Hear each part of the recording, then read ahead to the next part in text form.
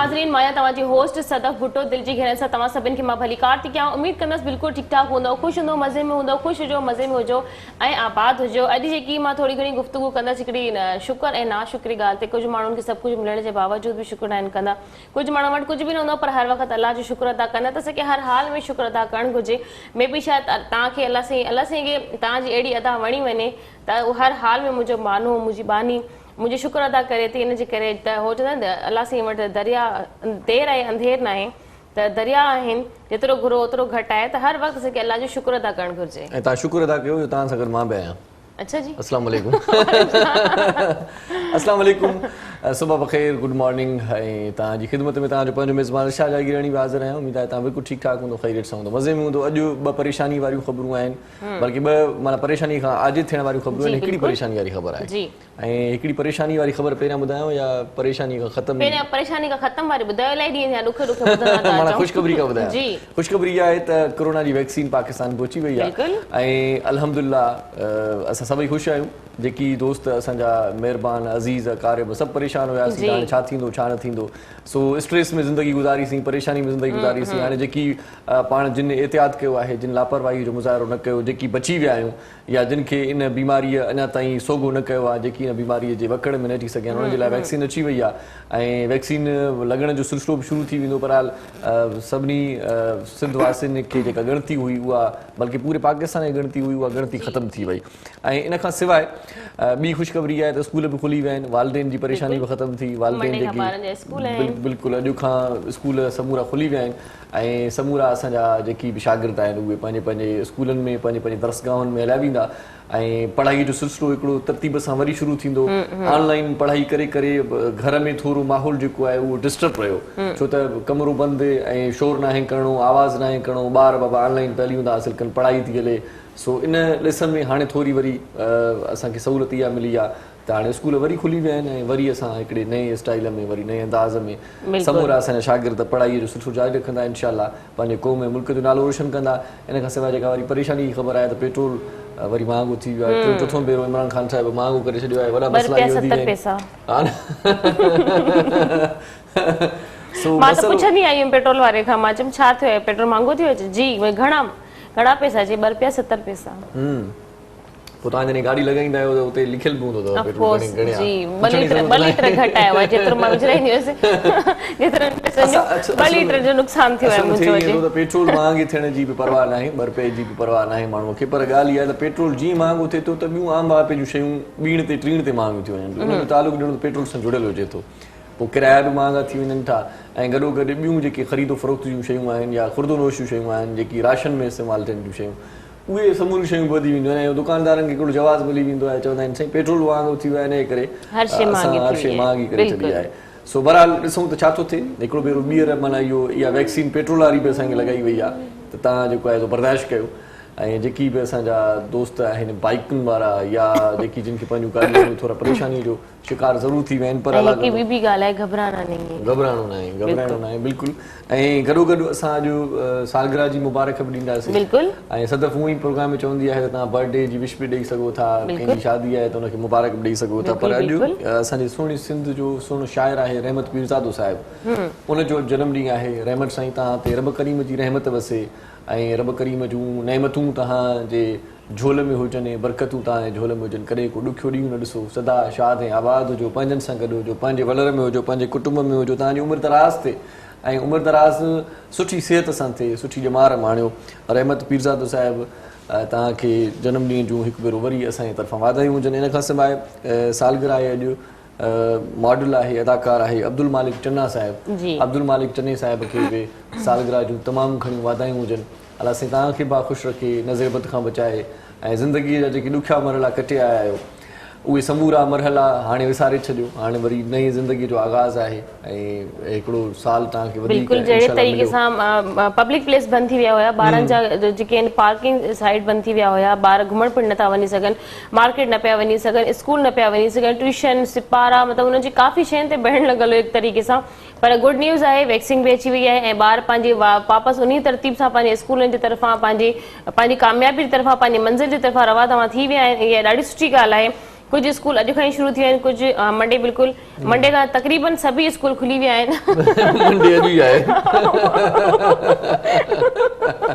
अॼु मंडे आहे जी जंहिंखे सिंधी में पाण सूमर चवंदा आहियूं। जी जी ऐं अॼु 1 फरवरी आहे, जनवरी बि हली वई, मतिलबु जनवरी असां कटे आयासीं। जी कटे आयासीं, तकरीबन अॼु 10 फरवरी आहे। माना जेके पारा डिसंबर ऐं जनवरी में पवंदा आहिनि, सियारो सख़्तु हूंदो आहे, उन मरहले मां निकिरी आया आहियूं। फरवरीअ में कुझु माना घटि सीज़ थींदो आहे, ऐं मार्च अप्रैल में वरी साॻी सूरत हाल थी वेंदी आहे, वरी गर्मियूं घणी देरि ताईं हलंदियूं आहिनि, अलाए छो। जी जी सो सियारे जो जेको मज़ो आहे उहो 2 महीननि जो हूंदो आहे मुंहिंजे ख़्याल में वधीक। हाणे तव्हां पाण तव्हांजे शहर जी मौसम अलाए कीअं आहे, पर कराची जी मौसम ईअं ई अथव, डिसंबर ऐं जनवरी कुझु हल्की हल्की थधि हूंदी आहे। बाक़ी फरवरी में जीअं फरवरी जो आगाज़ थी वियो आहे, अॼु 1 तारीख़ आहे, फरवरी महीनो बि नंढो थींदो अथव, 28 ॾींहंनि जो थींदो अथव। इहो तव्हांखे ॿुधाए छॾियां, हीउ महीनो जल्दी गुज़री वेंदो, ऐं जेकी पघारदार माण्हू आहिनि उहे ख़ुशि थींदा, छो त 28 तारीख़ खां पोइ 1 तारीख़ अची वेंदी ऐं पघारूं वरी मिली वेंदियूं, अकाउंट्स में अची वेंदियूं। अलाए साईं तव्हां सभिनी खे सुठे रोज़गार सां लाॻापियल रखे, वाॻियल रखे। मौज़ूद महिमान बि असांजे प्रोग्राम जो हिसो आहिनि, उन्हनि जो तारुफ़ बि कराईंदा हलूं मुंहिंजे ख़्याल में। सो सभ खां पहिरियां जेका मौज़ूद शख़्सियत असांजे प्रोग्राम में हिन वक़्तु तव्हां उन सां मिलंदव, उनजो तारुफ़ आऊं तव्हां सां करायां थो। मेंबर आहिनि पाण JSC जूं, ऐं मेंबर वर्किंग वुमेन अलायंस जूं बि आहिनि। भलीकार चऊं था दरख्शां सालिया खे। अस्सलाम वालेकुम। कैसी हैं जी? ठीक हैं आप?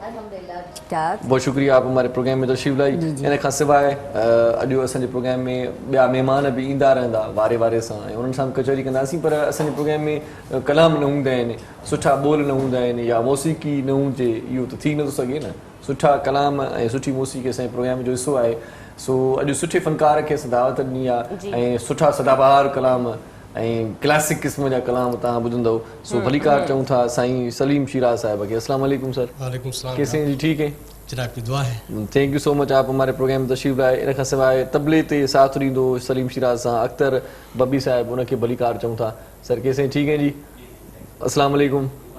ऐं गॾोगॾु असांजो साथी गरबाती उस्ताद मोहरम नाज़ बि गॾु आहे। उस्ताद मोहरम नाज़ अॼु बाक़ाइदा फुल फॉर्म में आहे। मां जॾहिं स्टूडियोज़ में पहुतुसि त वॾी रिहर्सल ज़बरदस्त थिए पई, तबले सां गॾु जेको आहे कीबोर्ड जो जेको मेलाप हुयो उहो बि शानदार हुयो, ऐं पाण बि मज़ो वठनि पिया। कॾहिं कॾहिं ईअं थींदो आहे त को ॿियो माण्हू तारीफ़ कंदो आहे, पोइ त ख़ुशी थींदी आहे। कॾहिं कॾहिं का अहिड़ी परफॉर्मेंस थी वेंदी आहे जो माण्हू पाण बि शाइर हुजे पर जेकॾहिं सिट का सुठी लिखंदो आहे त पोइ पाण बि वाह वाह कंदो आहे। ईअं ई मौसीक़ार बि कॾहिं का सुठी शइ प्ले कंदा आहिनि या वॼाईंदा आहिनि त पोइ पाण बि चवंदा आहिनि वाह वाह यार मज़ो अची वियो। सो अॼु उस्ताद मोहरम नाज़ बाक़ाइदा मज़े में हुयो। माशाल्लाह माशाल्लाह माशाल्लाह। बाक़ाइदा बिल्कुल बिल्कुल ईअं हूंदो आहे, जॾहिं हर शइ गॾु मिलंदी रहंदी आहे। म्यूज़िक वारे खे पंहिंजे ॻाइण जे हिसाब सां उहे सभु शयूं प्रॉपर मिलनि त उनखे वरी ॻाइण में ऐं गुनगुनाइण में अञा ई मज़ो ईंदो आहे। ऐं सुठी ॻाल्हि आहे। सुबुह से मां अचण सां ई मां उन्हनि खे इहो चयो त तव्हां मूंखे जेको दफ़ो तव्हां गुनगुनायो पिया, इहो तव्हां मूंखे थोरो ॻाए ॿुधायो। ऐं जॾहिं हुन ॻायो त ॾाढो सुठो पियो लॻे। हिकिड़ी मतिलबु पंहिंजे माहौल खे ख़ुशगवार करण जे लाइ सुबुह जो साहु हुजणु इलाही ज़रूरी हूंदो आहे। हम ख़्याल जो हुजणु ज़रूरी आहे। जंहिं माण्हू जी तलाश हूंदी आहे, जंहिं माण्हू जी ॻोल्हा हूंदी आहे, उहो माण्हू जेकॾहिं मिली वञे न त पोइ हिकिड़ी तरतीब सुठी जुड़ंदी आहे। पोइ माण्हू खे परफॉर्म करण में मज़ो ईंदो आहे, पोइ माण्हू ॻाल्हाइण में मज़ो ईंदो आहे, ॿुधण में बि मज़ो ईंदो आहे, चिट चिट करण में लॻंदो आहे। काफ़ी गुफ्तगू बि आहिनि, तव्हांजी मुंहिंजी बि काफ़ी कचेरी चिकचिड़ हलंदी रहंदी आहे। सुठी ॻाल्हि आहे। ऐं सभ खां पहिरियां त मां इहा ॻाल्हि कंदसि त असांजो चिक चिक न हुजे, चिक चिक न हुजे। सची थी ॿुधायांव, असांजी चिक चिक बि थी वेंदी आहे। अहिड़ी ॻाल्हि आहे, ॿई गरम दिमाग़ आहियूं, आहियूं त आहियूं, रिलैक्स आहियूं त रिलैक्स आहियूं, वरी लॻी वेंदा आहियूं त हिक ॿिए जे दिमाग़ ते बि लॻी वेंदा आहियूं। मंडे आहे, फर्स्ट डे आहे, ऐं कोशिशि कंदसि त सॼो वीक तव्हां सां सुठे तरीक़े सां असां गुज़ारियूं, ख़ुशी ख़ुशी रहूं, ऐं इलाही सुठे तरीक़े सां असां इंशाल्लाह कोशिशि कंदासीं अॼु जे प्रोग्राम खे बि एंजॉय कंदासीं, महिमान सां गुफ्तगू कंदा हलूं। बिल्कुल बिल्कुल। दरख्शां जी, सबसे पहले तो मुझे ये बताएं, ये वर्किंग वुमेन अलायंस का क्या काम होता है, क्या करती है ये अलायंस? जी, ये वर्किंग वुमेन अलायंस ये है कि जो वर्किंग वुमेन्स की जो वर्किंग वुमेन्स हैं, एक अलायंस बनाया गया है। उसमें कुछ हमारे साथ वर्किंग वुमेन्स हैं, जिसमें हमने प्रोफेशनल्स भी लिए हैं, डॉक्टर्स हैं, नर्सेस हैं, इंजीनियर्स हैं, टीचर्स हैं, कॉर्पोरेट सेक्टर्स की लेडीज़ हैं, और कुछ इंडस्ट्री में काम करने वाली ख़वातीन भी हैं। ऑल वर्किंग लेडीज़ को मिलकर एक अलायंस बनाया गया है, जो जिनकी ट्रेनिंग भी दी जाती हैं, और वर्किंग वुमेन को आने वाली जो मुश्किलात हैं उसके हवाले से उसके हल ढूंढे जाते हैं। तो वर्किंग अलायंस बनाने का मकसद ही यही है कि ख़वातीन को जो है एक बेटर वर्क एनवायरनमेंट मिले, वहाँ पे उनके साथ जो भी वर्क प्लेस हरासमेंट या कोई भी इस तरह के इश्यूज आ रहे हैं, या जैसे आप अपॉइंटमेंट लेटर्स नहीं मिलते हैं, इक्वल वेजेस का प्रॉब्लम है, उन सारी चीज़ों को देखा जाए और उसके ऊपर वर्किंग की जाए और उसको एलिब्रेट किया जाए आगे की तरफ। शिकायतें मिलती होंगी बहुत सारी आपको? आती हैं हमारे पास कुछ। जी जी, ये मतलब इस तरह की नाजायजी हो रही है, ये शिकायत है, तो आपके पास तो बहुत सारी बातें आती होंगी। जी जी, हमारा एक ग्रुप है, तो फिर हम लोग कुछ मेंबर्स मिलके उन शिकायतों को देखते हैं, फिर हम लोग आगे भी अप्रोच करते हैं ताकि उनकी ये जो शिकायत हमारे पास आ रही हैं तो उनका हल तलाश किया जाए। और जो है जो खातून हमारे पास लेके आई है वो शिकायत, तो उसकी उस मुश्किल को दूर किया जाए। उनके मतलब ये होता है कि उनके एम्प्लॉयर्स के साथ भी बात की जाती है ताकि एक म्यूचुअल अंडरस्टैंडिंग के साथ वो मसला हल हो जाए। और नहीं होता कुछ सख्त नौयत का होता है तो फिर हम उसको कंप्लीट करके आगे परस्यू करते हैं। जो लिंक डिपार्टमेंट्स हैं उनको वो एप्लीकेशन फॉरवर्ड की जाती है और उनकी हर तरह के से मदद की जाती है। अच्छा, लेडीज डॉक्टर्स के लिए लेडीज डॉक्टर्स के लिए आप मतलब कि जो ख्वातीन हैं वहाँ पर, उसके अलावा आप उनको मेडिसिन प्रोवाइड करती हैं? नहीं, हम लोग का काम मेडिसिन वगैरह प्रोवाइड करना नहीं है।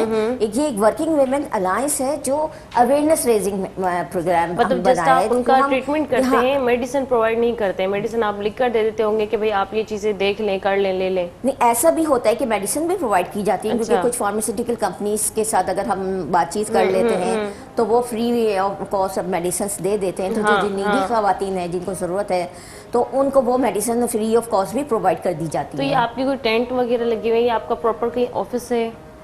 हाँ जी, एक ऑफिस है वर्किंग वुमेन अलायंस का, जहाँ पे यही बलोच कॉलोनी के पीछे के पास ही इनका ऑफिस है, वेस्टलैंड ट्रेड सेंटर में। तो वहाँ पे हम लोग सब ख़वातीन का हमारी मंथली एक मीटिंग होती है जिसमें बाकायदा हम अपने पूरे मत में जो हमने काम किए हुए होते हैं उसको देखा जाता है कि क्या क्या है, उसमें क्या क्या प्रॉब्लम्स आई हैं उनको भी सॉल्व किया जाता है और आगे का जो स्ट्रेटजी है वो बनाई जाती है।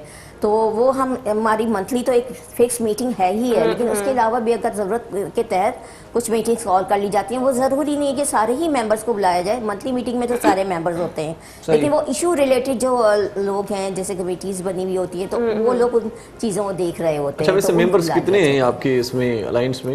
इस वक्त तो 45 मेंबर्स हैं। और वॉलंटियरली हैं क्या? वॉलंटियरली हम लोग काम करते हैं इसमें। तो ये हमारा एक बड़ा अच्छा एसोसिएशन है, क्योंकि एक अगर आप हर चीज़ को पैसे से देखें तो वो नहीं होता, क्योंकि वॉलंटरी सर्विसेज देना भी एक अच्छा बहुत बड़ी बात है आजकल के ज़माने में, बहुत ज़रूरत है। इसलिए क्योंकि ज़ाहिर है जो हम अच्छे इलीट क्लास है या जो अच्छी वर्किंग पोजीशंस पे ख़वातीन हैं वो तो अफोर्डेबल हैं, लेकिन जो फैक्ट्री में लेडीज़ काम कर रही हैं एज अ फैक्ट्री वर्कर, उनके साथ तो मसाइल हैं, तो जाहिर है उनको हल करने के लिए तो वॉलंटियर सर्विस देना बहुत ज़रूरी है। सही सही सही। उसके लिए मैं चाहूँगी कि भाई और भी लोग हमारे साथ जुड़ें तो हमें और भी आसानी। अच्छा, मुझे एक ये भी बता दें कि आपको अगर कोई ज्वाइन करना चाहते हैं तो उनका कोई सैलरी पैकेज है या बस ऐसे ही आपके साथ हेल्पिंग? नहीं, हमारा तो वो जो अलायंस बना हुआ है तो वॉलंटरी पीपल का है, और सैलरी पैकेज में तो ये कि वो ऑर्गेनाइजेशन है तो ऑर्गेनाइजेशन में अगर वो जॉब वैकेंसी आती है तो फिर वो उसमें सैलरी पैकेज के साथ हो जाते हैं, फिर वो उनका ऑफिशियल वर्क होता है। हम लोग तो अपनी जॉब्स के साथ या अपने जो भी हम लोग अपने काम कर रहे हैं उसके साथ हम ये सर्विसेज प्रोवाइड करते हैं फ्री ऑफ कॉस्ट। सही सही सही। नहीं, वैसे मसाइल के लिए कोई अमली काम किया जाता है, उस इदारे से रब्ता किया जाता है जहाँ पर ख़वातीन को मसला होता है, या सिर्फ ख़वातीन को ये कहे कि भाई देख लेंगे? कभी कभार ऐसे होता है? नहीं, हमारे पास बिल्कुल अमली काम होता है जो कंसर्न डिपार्टमेंट्स में, वहाँ पे भी जाया जाता है, कंसर्न मिनिस्ट्रीज से भी रब्ता किया जाता है। इवन हम लोग जो हैं प्रीवियस जो हैं मिनिस्टर्स से भी मिले हैं ख़वातीन के हवाले से, उनको हमने करारदाद भी पेश की हैं, ये इनके चार्टर ऑफ डिमांड के भी ये मसाइल हैं, आप उनको देखिए। और तो क्या खत-ओ-किताबत होती है या खुद वफद भी जाता है? वफद भी जाता है और लेटर भी भेजे जाते हैं इन पर्सन। जैसे लेबर डिपार्टमेंट में ज़्यादा तो ज़ाहिर है वर्किंग वीमेंस का तो वो जो है लिंक बनता ही लेबर डिपार्टमेंट के साथ है ज़्यादातर ना, कि वहीं पे इशू आते हैं तो लेबर सेक्रेटरी से भी मुलाकात की जाती है। उसमें जो होता है कि ज़ाहिर है ओपन होता है कि जो उस वक्त खातून अवेलेबल है वो अपनी वॉलंटियर सर्विस देती है कि हाँ मैं इस वक्त का हिस्सा बनूंगी। तो फिर हम सब वो 4-5 खवातीन का वक्त जाके फिर वो उनसे मुलाकात करता है और हम ऑलरेडी लेटर वगैरह बना के लेके जाते हैं और उनको आगे फॉरवर्ड करते हैं कि भाई ये देखें ये इश्यूज़ हैं, आप इसको सॉल्व करने की कोशिश। अच्छा, ये अगर आपका ये है तो ये आपकी सर्विस 24 आवर है या मतलब उसका एक टाइम है, कोई सुबह 10 से 5 बजे तक या 4 बजे तक आपसे कोई कांटेक्ट कर सकता है? मैंने आपको बताया कि वॉलंटियर सर्विस है, 24/7 हम लोग अवेलेबल होते हैं। अगर कॉल नहीं उठाते ज़ाहिर सोते वक्त तो व्हाट्सएप मैसेज छोड़ दें या ड्रॉप कर दें या फिर टेक्स्ट मैसेज छोड़ दिया जाता है। और अगर कोई कॉल भी की जाती है, आपकी बात समझ गई वॉलंटियर की, लेकिन मेरा पूछने का बार बार मकसद ये है कि जो लोग देख रहे हैं इस वक्त उन्हें ये पता होना चाहिए। भाई जो लोग ये भी बता के जाते हैं कि हम तो बस हमारा जो टाइम है ना वो इस टाइम से इस टाइम तक है। आपसे टाइमिंग पूछने का या दूसरी बातें पूछने का ये कि आप खुद से बताएं लोगों को, ताकि लोगों तक आपका खुद का मैसेज खुद जाए, लोग आपको खुद सुने। जी, मैं तो 24/7 अवेलेबल होती हूँ और जो है मुझे किसी वक्त भी कोई भी रब्ता कर सकता है। जाहिर है वो रात में तो सभी सो रहे होते हैं, लेकिन अच्छा मैसेज ड्रॉप कर दिया जाए। फैमिली डिस्टर्ब नहीं होती कि रात को आपको कॉल आ रही है, आप कम से कम रात को तो सुकून से सो जाएं, सारा दिन काम करती हैं। मैं अपने सवाल का जवाब दूंगी क्योंकि फैमिली भी साथ साथ फैमिली को भी देखना पड़ता है, लेकिन अभी एक वक्त छोटे कमर्शियल ब्रेक का हो गया। जी इरशाद जी, नड़ी साई वठूं था पाण मोटी अचूं था ऐं पोइ कचहरी जो सिलसिलो जारी रखूं था। ॾाढी ख़ुशी जी ॻाल्हि आहे त हिकिड़ो वुमेन अलायंस बि आहे ऐं हिकिड़ी गॾियल ॿधीअ तौरु औरतूं अॻिते अचनि पियूं। अञा कचहरी जो सिलसिलो कंटिन्यू कंदासीं, तव्हां बि शामिलु थींदो, पर नंढड़ी साई वठूं था। ॾिसंदा रहिजो सलाम सिंध। मुझे सिंध के सलाम सलाम सिंध, शहानी है हमन जोड़े पैगाम, मुझे सिंध के सलाम सलाम सिंध। वेलकम बैक नाज़रीन, एक दफ़ो ॿीहर भली कार्तिका सिंध टीवी जो प्रोग्राम सलाम सिंध में गुफ्तगू असांजी जारी आहे। नए महिमाननि सां तव्हांखे मिलाईंदा हलंदासीं। जेकी असांजी कचेरी गुफ्तगू हुई, जेके असांजा सवालात हुआ उहो बि कंदा हलंदासीं, पर जेके नए महिमान असांखे जॉइन कयो उन्हनि खे तारुफ़ कराईंदा हलूं। तव्हां त आहियो पाण वात वकील, पर असां वरी ओरिजिनल वकील बि घुरायो आहे। वाह जी वाह, जेकी वकालत कंदा आहिनि पोइ त यार पक्की दोस्ती आहे। मुख़्तलिफ़ मसला हल थी वेंदा। कानून जी केतिरी ख़बर आहे माण्हुनि खे, कानून जी पासदारी थिए थी या पंहिंजे राइट्स जी केतिरी ख़बर आहे, ऐं अॼुकल्ह कहिड़ा मसइला ऐं मामला कोर्टुनि जो हिसो आहिनि, इन ते ॻाल्हाइण जे लाइ अॼु असां दावत ॾिनी आहे। सिटी कोर्ट जी पाण वकील आहिनि ऐं असां वटि प्रोग्राम में पहिरियों भेरो शामिल थियूं आहिनि, असांजे प्रोग्राम जो हिसो थियूं आहिनि। भलीकार चऊं था कींजर सिंधू मगी साहिबा खे। अस्सलाम वालेकुम। वालेकुम सलाम। कीअं आहियो कींजर? ठीक आहे अल्हम्दुलिल्लाह, ठीक ठाक। तबीयत सफ़ा मज़े में? जी जी बिल्कुल ठीक। माशाल्लाह, वॾी महिरबानी, तव्हां कीमती वक़्तु सीड़ायो। ॿिया मेहमान असांजे प्रोग्राम अॻु में ई हुया, तव्हांजो इंतज़ार हो, तव्हां अची विया। अल्लाह मुंहिंजी बुधी कींजर अची वई। कींजर मंछर सभु आहिनि हिते नंगर। कींजर अची वई त ख़ुशी बहार बि अची वेंदी, ख़ुशबू बि अची वेंदी। असल में कींजर आहे एतिरी ख़ूबसूरत। माशाल्लाह माशाल्लाह, बिल्कुल। अॼुकल्ह ऐं हूअ ॾिसो हक़ीक़त में बि असांजे सिंध जो हिसो आहे कींजर, केतिरो ख़ूबसूरत आहे। दुनिया वेंदी आहे उते घुमण जे लाइ।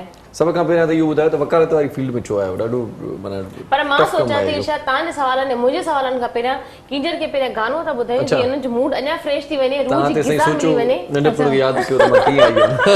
असां शुरू खां शुरू ईंदासीं। बिल्कुल। छो त इलाही ख़ातून जेके आहिनि, ख़वातीन ख़ासि तौर ते परेशान आहिनि, पंहिंजे मसइलनि खे हल करणु चाहिनि थियूं, अंदरां बिल्कुलु बाक़ाइदा ॻाल्हाइण उन्हनि खे थोरो ज़रूरत आहे थोरी फ्रेश थियनि त जीअं सोचण में शइ ते ॻाल्हाइनि। कोई नथो मिले। बिल्कुल। अच्छा जी, शीरा साहिब असां गॾु आहे फनकार। साईं वाह वाह कीजिए, सिंधी में कहते हैं वाह वाह करो। बिल्कुल सुना दे कोई अच्छा।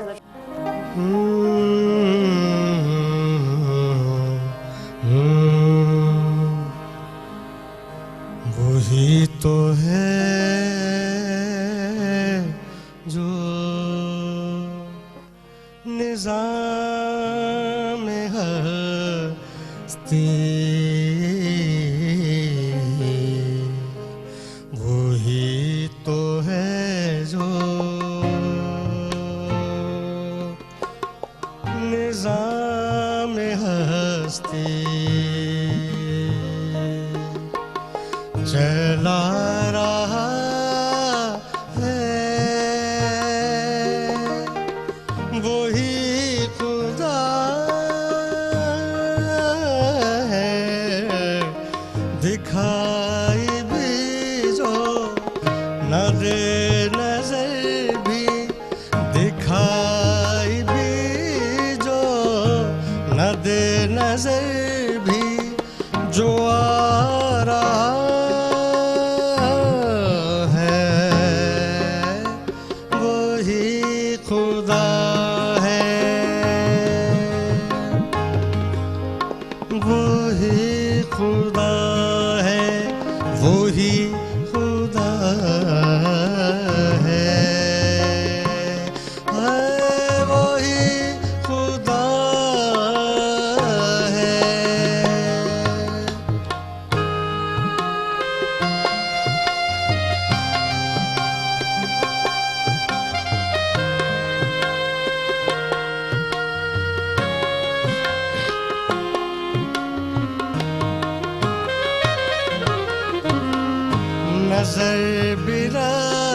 खे समाते भी वो जान लेता है नियतें भी नजर भी रखे समाते भी वो जान लेता है नियतें भी जो खाना शऊर में जगमगा रहा है वही खुदा है वही खुदा है वही खुदा है वही खुदा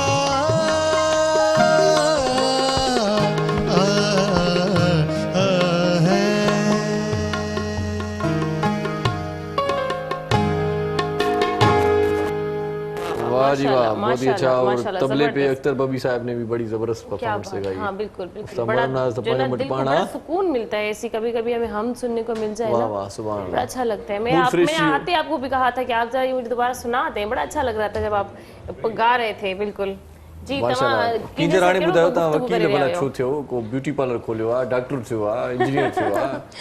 असल में इलाज जी तमामु घणी ज़रूरत आहे न असांजे मुल्क में। अच्छा, ब्यूटी पार्लर्स भी घणा आहिनि, डॉक्टर्स भी आहिनि, वकील बि घणा आहिनि। वकील भी घणा आहिनि, पर जेके औरतूं आहिनि उहे इन फील्ड में अचनि त थियूं, पर उहे अॻिते कंटिन्यू तमामु घटि थियूं वकील कनि। अहिड़ियूं घटि आहिनि, जी वकील बिल्कुलु हूअं ईअं ई मर्द आहे। इलाही आहिनि। हाणे जीअं असां कोर्ट्स में ॾिसूं था न, अगरि सम्झो कि अगरि 5000 वकील मेल आहिनि, उन्हनि ते 1000 वकील बि न आहिनि औरतूं।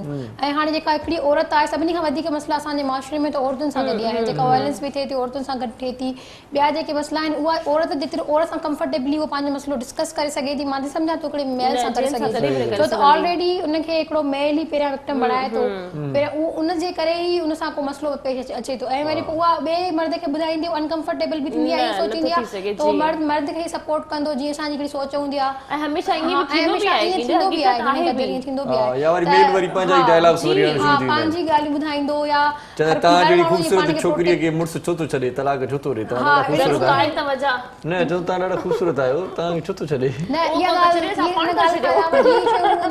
त घणी क़दर मर्द इहे सम्झाए वेंदा आहिनि त तूं औरत न, तुंहिंजो कमु आहे कॉम्प्रोमाइज़ करणु, तुंहिंजो कमु आहे शयुनि खे ईअं करणु। हालांकि असल में ईअं न आहे, ईअं न हुजनि खपे, पर औरत हुनखे बहितर तरीक़े सां गाइड करे सघे, सम्झाए सघे थी ऐं उनखे उनखे सही तरीक़े सां ॿुधाए सघे थी। नथी मतलब मर्द के सब हक आहिनि, पंहिंजी ज़िंदगी कहिड़े बि तरीक़े सां ॿाहिरि घुमे फिरे कुझु बि करे, औरत नथी करे सघे। मां इहो नथी चवां त औरत जो मक़सदु आहे बिल्कुलु ॿाहिरि कोई ग़लति कम या कोई चक्कर, पर इंसान खुली साथ खणी सघे घटि में घटि। इहा ई शइ आहे, इन लाइ तमामु घणो ज़रूरी आहे त छोकिरियुनि खे हिन फील्ड में अचणु खपे। असां वटि छोकिरियूं LLB करनि था थियूं, पर उहो सिर्फ़ु डिग्री हद ताईं करनि थियूं। हिकिड़ी डिग्री वठी छॾी आहे LLB जी, प्रैक्टिस में अचणु खपे। जॾहिं प्रैक्टिस में अचनि थियूं त मां ॾिठो आहे त असां सिर्फ़ु पंहिंजनि केसिस में न, जॾहिं असां हुते कोर्ट में मौजूदु हूंदा आहियूं ऐं औरतूं जिन ॿियनि केसिस में ईंदियूं आहिनि, जिन उन्हनि पंहिंजो वकील को हिकिड़ो मेल कयो हूंदो आहे, पर उहो ॾिसंदियूं आहिनि फीमेल्स हुते मौजूदु आहिनि, त उहो असां पंहिंजो केस डिस्कस करणु चाहियूं। कहिड़ा मसला वधीक आहिनि कींजर औरतुनि जा, कहिड़ा मसला वधीक खणी अचनि थियूं तव्हां, कहिड़नि मसलनि खे? हर टाइप जा मसला तो कोर्ट में अचनि था, जीअं विरासत जा मसला अचनि था, ऐं इन खां अलावा डाइवोर्स केसिस अॼुकल्ह जो रेशो तमामु घणो वधी वियो आहे, डोमेस्टिक वायलेंस वधी वियो आहे। डोमेस्टिक वायलेंस इन लेवल ते वधी वियो आहे त पहिरीं असां चवंदासीं त हाणे असां उन माशरे में रहूं था त पढ़ी लिखी सोसाइटी आहे, हिते हर माण्हू पढ़ियो लिखियो आहे, पंहिंजो सम्झे थो। ॿी ॻाल्हि आहे त मीडिया बि जो बि हिकिड़ो किरदारु अहिड़ो आहे त अॼुकल्ह हर घर में केबल आहे, TV आहे या मोबाइल फ़ोन्स अहिड़ियूं आहिनि जेके हर जॻह ते इंटरनेट जे थ्रू माण्हू कनेक्ट थो रहे, उन में ॾिसंदो बि रहे थो त इहे सभु शयूं आहिनि, हिननि ते लाज़ आहिनि, पर उन्हनि लाज़ ते अमल दरामद न आहे। सिर्फ़ु इहो हिकिड़े पहिरियों थींदो ॻोठनि में थींदो त मर्द औरतुनि सां विढ़ंदा हुया, पंहिंजी ज़ालुनि खे मारींदा हुया, इहे शयूं थींदियूं, पर हाणे इहे शइ शहरनि में वधंदी थी वञे। उन में इहे केसिस तमामु घणा थियनि था, मतिलबु केसिस त थियनि था, पर खोड़ केसिस रिपोर्ट थियनि था, खोड़ केस रिपोर्ट नथा थियनि। औरत इन जे करे बि घर खां ॿाहिरि न निकिरंदी, घर जी ॻाल्हि ॿाहिरि वेंदी, ॻाल्हि वधी वेंदी, इनखे ईअं न करणु खपे, आउट न करणु खपे, माण्हू ॾिसंदा छा चवंदा, माण्हुनि जो त कमु आहे उहो त चवंदा, पर तव्हां जॾहिं उहो इनिशियल मूड ते हिकिड़ी शइ आहे उनखे अगरि उते न रोकींदो उहा शइ वधंदी। अगरि अॼु जो हिकिड़ी ॻाल्हि इन ॻाल्हि ते पहुती आहे त उहो तव्हांखे फिज़िकली मेंटली टॉर्चर थो करे, सिर्फ़ु तव्हां सां अहिड़े क़िस्म जी ज़बान इस्तेमालु थो करे जंहिंसां तव्हां मेंटली डिस्टर्ब था थियो, इमोशनली डिस्टर्ब था थियो, सुभाणे इहा ॻाल्हि फिज़िकल टॉर्चर ताईं अची वेंदी अगरि असां अॼु हुन ते स्टेप न वठंदासीं। त मतिलबु इहा शइ आहे त इन शइ ते फोकस करणी तमामु घणी ज़रूरत आहे। तव्हां छा था सम्झो त इहो छो थो थिए, इन जो काज़ छा आहे, कारण छा आहे? गुरबत घर में भंडण? न ॾिसो, सिर्फ़ु गुरबत वारे घरनि में त इहे शइ नथी थिए न। तव्हां उहे केसिस बि ॾिठा हूंदा असांजी सोसाइटी में, कॉमन खोड़ अहिड़ा केसिस आहिनि जिन में पढ़ियल लिखियल फैमिलीज़ में बि इहो थी रहियो आहे। ऐं असां हाणे कराची में रहूं था, कराची में ॾिसो, मां त कराची जे कोर्ट में आहियां न। कराची माना हिकिड़ो ॻोठ त न आहे, हिकिड़ो शहर आहे, ठीकु आहे। ऐं हिते हर माण्हू तक़रीबन कुझु न कुझु त पढ़ियल लिखियल हूंदो, सफ़ा ईअं त न आहे त उन्हनि खे कुझु ख़बर ई न आहे गुरबत आहे उन्हनि जे घरनि में। ऐं हर माण्हू पंहिंजी ज़िंदगी जो हिकिड़ो पंहिंजो घर जो गाॾो हलाइण लाइ को न को कारोबार कुझु करे ई रहियो आहे, पर पोइ बि हुते अहिड़े केसिस अचनि था। इवन पढ़ियल लिखियल हिकिड़ो केस आयो हो कुझु टाइम अॻु में, हुन में जेका औरत खां पाण चार्टर अकाउंटेंट हुई, उन सां हुनजे हस्बैंड तशदुद कयो, हुनखे मारियो, हुन सॼो पूरो चेहरो नीलो नील लॻो पियो हो। माना हाणे तव्हां सोचो, अगरि असां चऊं त एजुकेशन जो हिते लैक ऑफ एजुकेशन आहे, इहा शइ बि कोन्हे। ऐं हिते इहा शइ थी अचे त असल में असांजी सोसाइटी में न हाणे माण्हू बर्दाश्त ख़तम थी वई आहे। पर हिते इहे खणी चऊं पाण की किथे गुरबत, किथे वरी पैसो, किथे गुरबत है, किथे पैसे जे करे मसला थियनि था। सभिनी खां मेन शइ आहे चार्टर अकाउंटेंट आहे त माना हुन जो पैसो हूंदो, मुड़ुस तंहिंजे करे कुटियो हूंदो, को मसलो थियो हूंदो। ईअं बि आहे। ऐं हुन सां गॾु गॾु इहे शइ बि आहे न, त ॾिसो असांजी जेका सोसाइटी आहे न, मेल डोमिनेंट सोसाइटी हमेशह खां रही आहे। ऐं मर्द हमेशह सम्झंदो आहे त मां जेको आहे सुपीरियर आहे, जॾहिं त अॼुकल्ह जे दौर में इहा शइ ख़तम थी वई आहे। जहिड़े तरीक़े सां मर्द घर में पार्टिसिपेट करे थो, कमाए थो, अचे थो, ओड़ी तरीक़े सां औरत बि करे थी, बल्कि औरत डबल रोल अदा थी करे। हिकु त उहो ॿाहिरि जॉब बि करे थी, ऐं हिकिड़ी हुनजी पंहिंजी सोशल लाइफ बि आहे, ॿी शयूं बि करे थी, हुन सां गॾु गॾु उहा घर में बि ओतिरो पार्टिसिपेट करे थी, उहा ॿारनि खे बि तरबियत करे थी, घर जूं शयुनि खे बि करे थी। ऐं मर्द त इहे शयूं नथा करनि, घटि ई अहिड़ा हूंदा जेके पंहिंजी औरतुनि सां गॾु वापसि अची करे जॉब सां पार्टिसिपेट कंदा हूंदा। पर औरतूं त करनि थियूं न, जेकॾहिं उहा ॿाहिरि वञे थी 8 वॻे जॉब करे अचे, 8 वॻे खां पोइ मानी अहिड़े वालिद खे या अहिड़े पीउ खे चओ न त थोरो ॿार खे तव्हां बि संभालियो, तो चवंदा हे संभालण मुंहिंजो कमु थोड़ी है, त मां जो कमु आहे। अच्छा दरक्षा, मुझे आप ये बताएं, दरक्षा का पूछा क्यों था? दरक्षा, आप सिर्फ वर्किंग वुमेन्स के लिए काम करती हैं, उनके लिए अलायंस है, या जो घर में काम करती हैं, घरेलू औरतें हैं, उनके मसाइल भी हैं बहुत सारे? जी, हम लोग सभी को देख रहे होते हैं, क्योंकि ना सिर्फ वर्किंग वुमेन का तो ये तो एक अलायंस बना हुआ ही है, लेकिन ये है कि जो बाकी जो घर में कामने वाली खवातीन है, जो घरेलू खवातीन है, उनके लिए घरेलू परेशानियां भी तो होती हैं, घरेलू परेशानियां भी होती हैं। जैसे कि किंजर ने अभी डोमेस्टिक वायलेंस का इशू रेज किया, तो उसके लिए भी करते हैं। एक बहुत ही मशहूर ऑर्गेनाइजेशन है दस्तक के नाम से, वो इस पर बहुत सारा काम कर रही है, जिनका मेन मिशन ही यही है कि विमेंस और गर्ल्स को सपोर्ट करें इस इशू के लिए, और उनके जो इस तरह के केसेस हैं उनको वो CSOs के जरिए, FDGs के ज़रिए और पैनल डिस्कशंस और सेमिनार्स और ये ट्रेनिंग्स के ज़रिए इन इशू को सॉल्व करने के लिए सरगर्म अमल है। तो हम उनको भी सपोर्ट ऑन कर रहे होते हैं। उनको कभी हमारी ज़रूरत आती है तो फिर एज अ ट्रेनर या जो आप समझें कि कंसल्टेंसी कह लें, उनको देने के लिए हमारा वो हमसे रब्ता करते हैं, तो हम उनको भी सपोर्ट कर रहे होते हैं। और ये तमाम खवातीन हमारे पैनल्स के अंदर मौजूद हैं। अच्छा दर्शा, आपकी बात से अभी और भी सवाल हमारे रहते हैं, काफ़ी गुफ्तगू हुई, पर वक्त एक छोटे कमर्शियल ब्रेक का हुआ है। नाज़रीन, वक्त थियो आहे हिकिड़े नंढड़े कमर्शियल ब्रेक जो। हलंदासीं ब्रेक जी तरफ़। ब्रेक खां पोइ जल्द वापसि था अचूं। ॾिसंदा रहो पंहिंजो प्रोग्राम सलाम सिंध।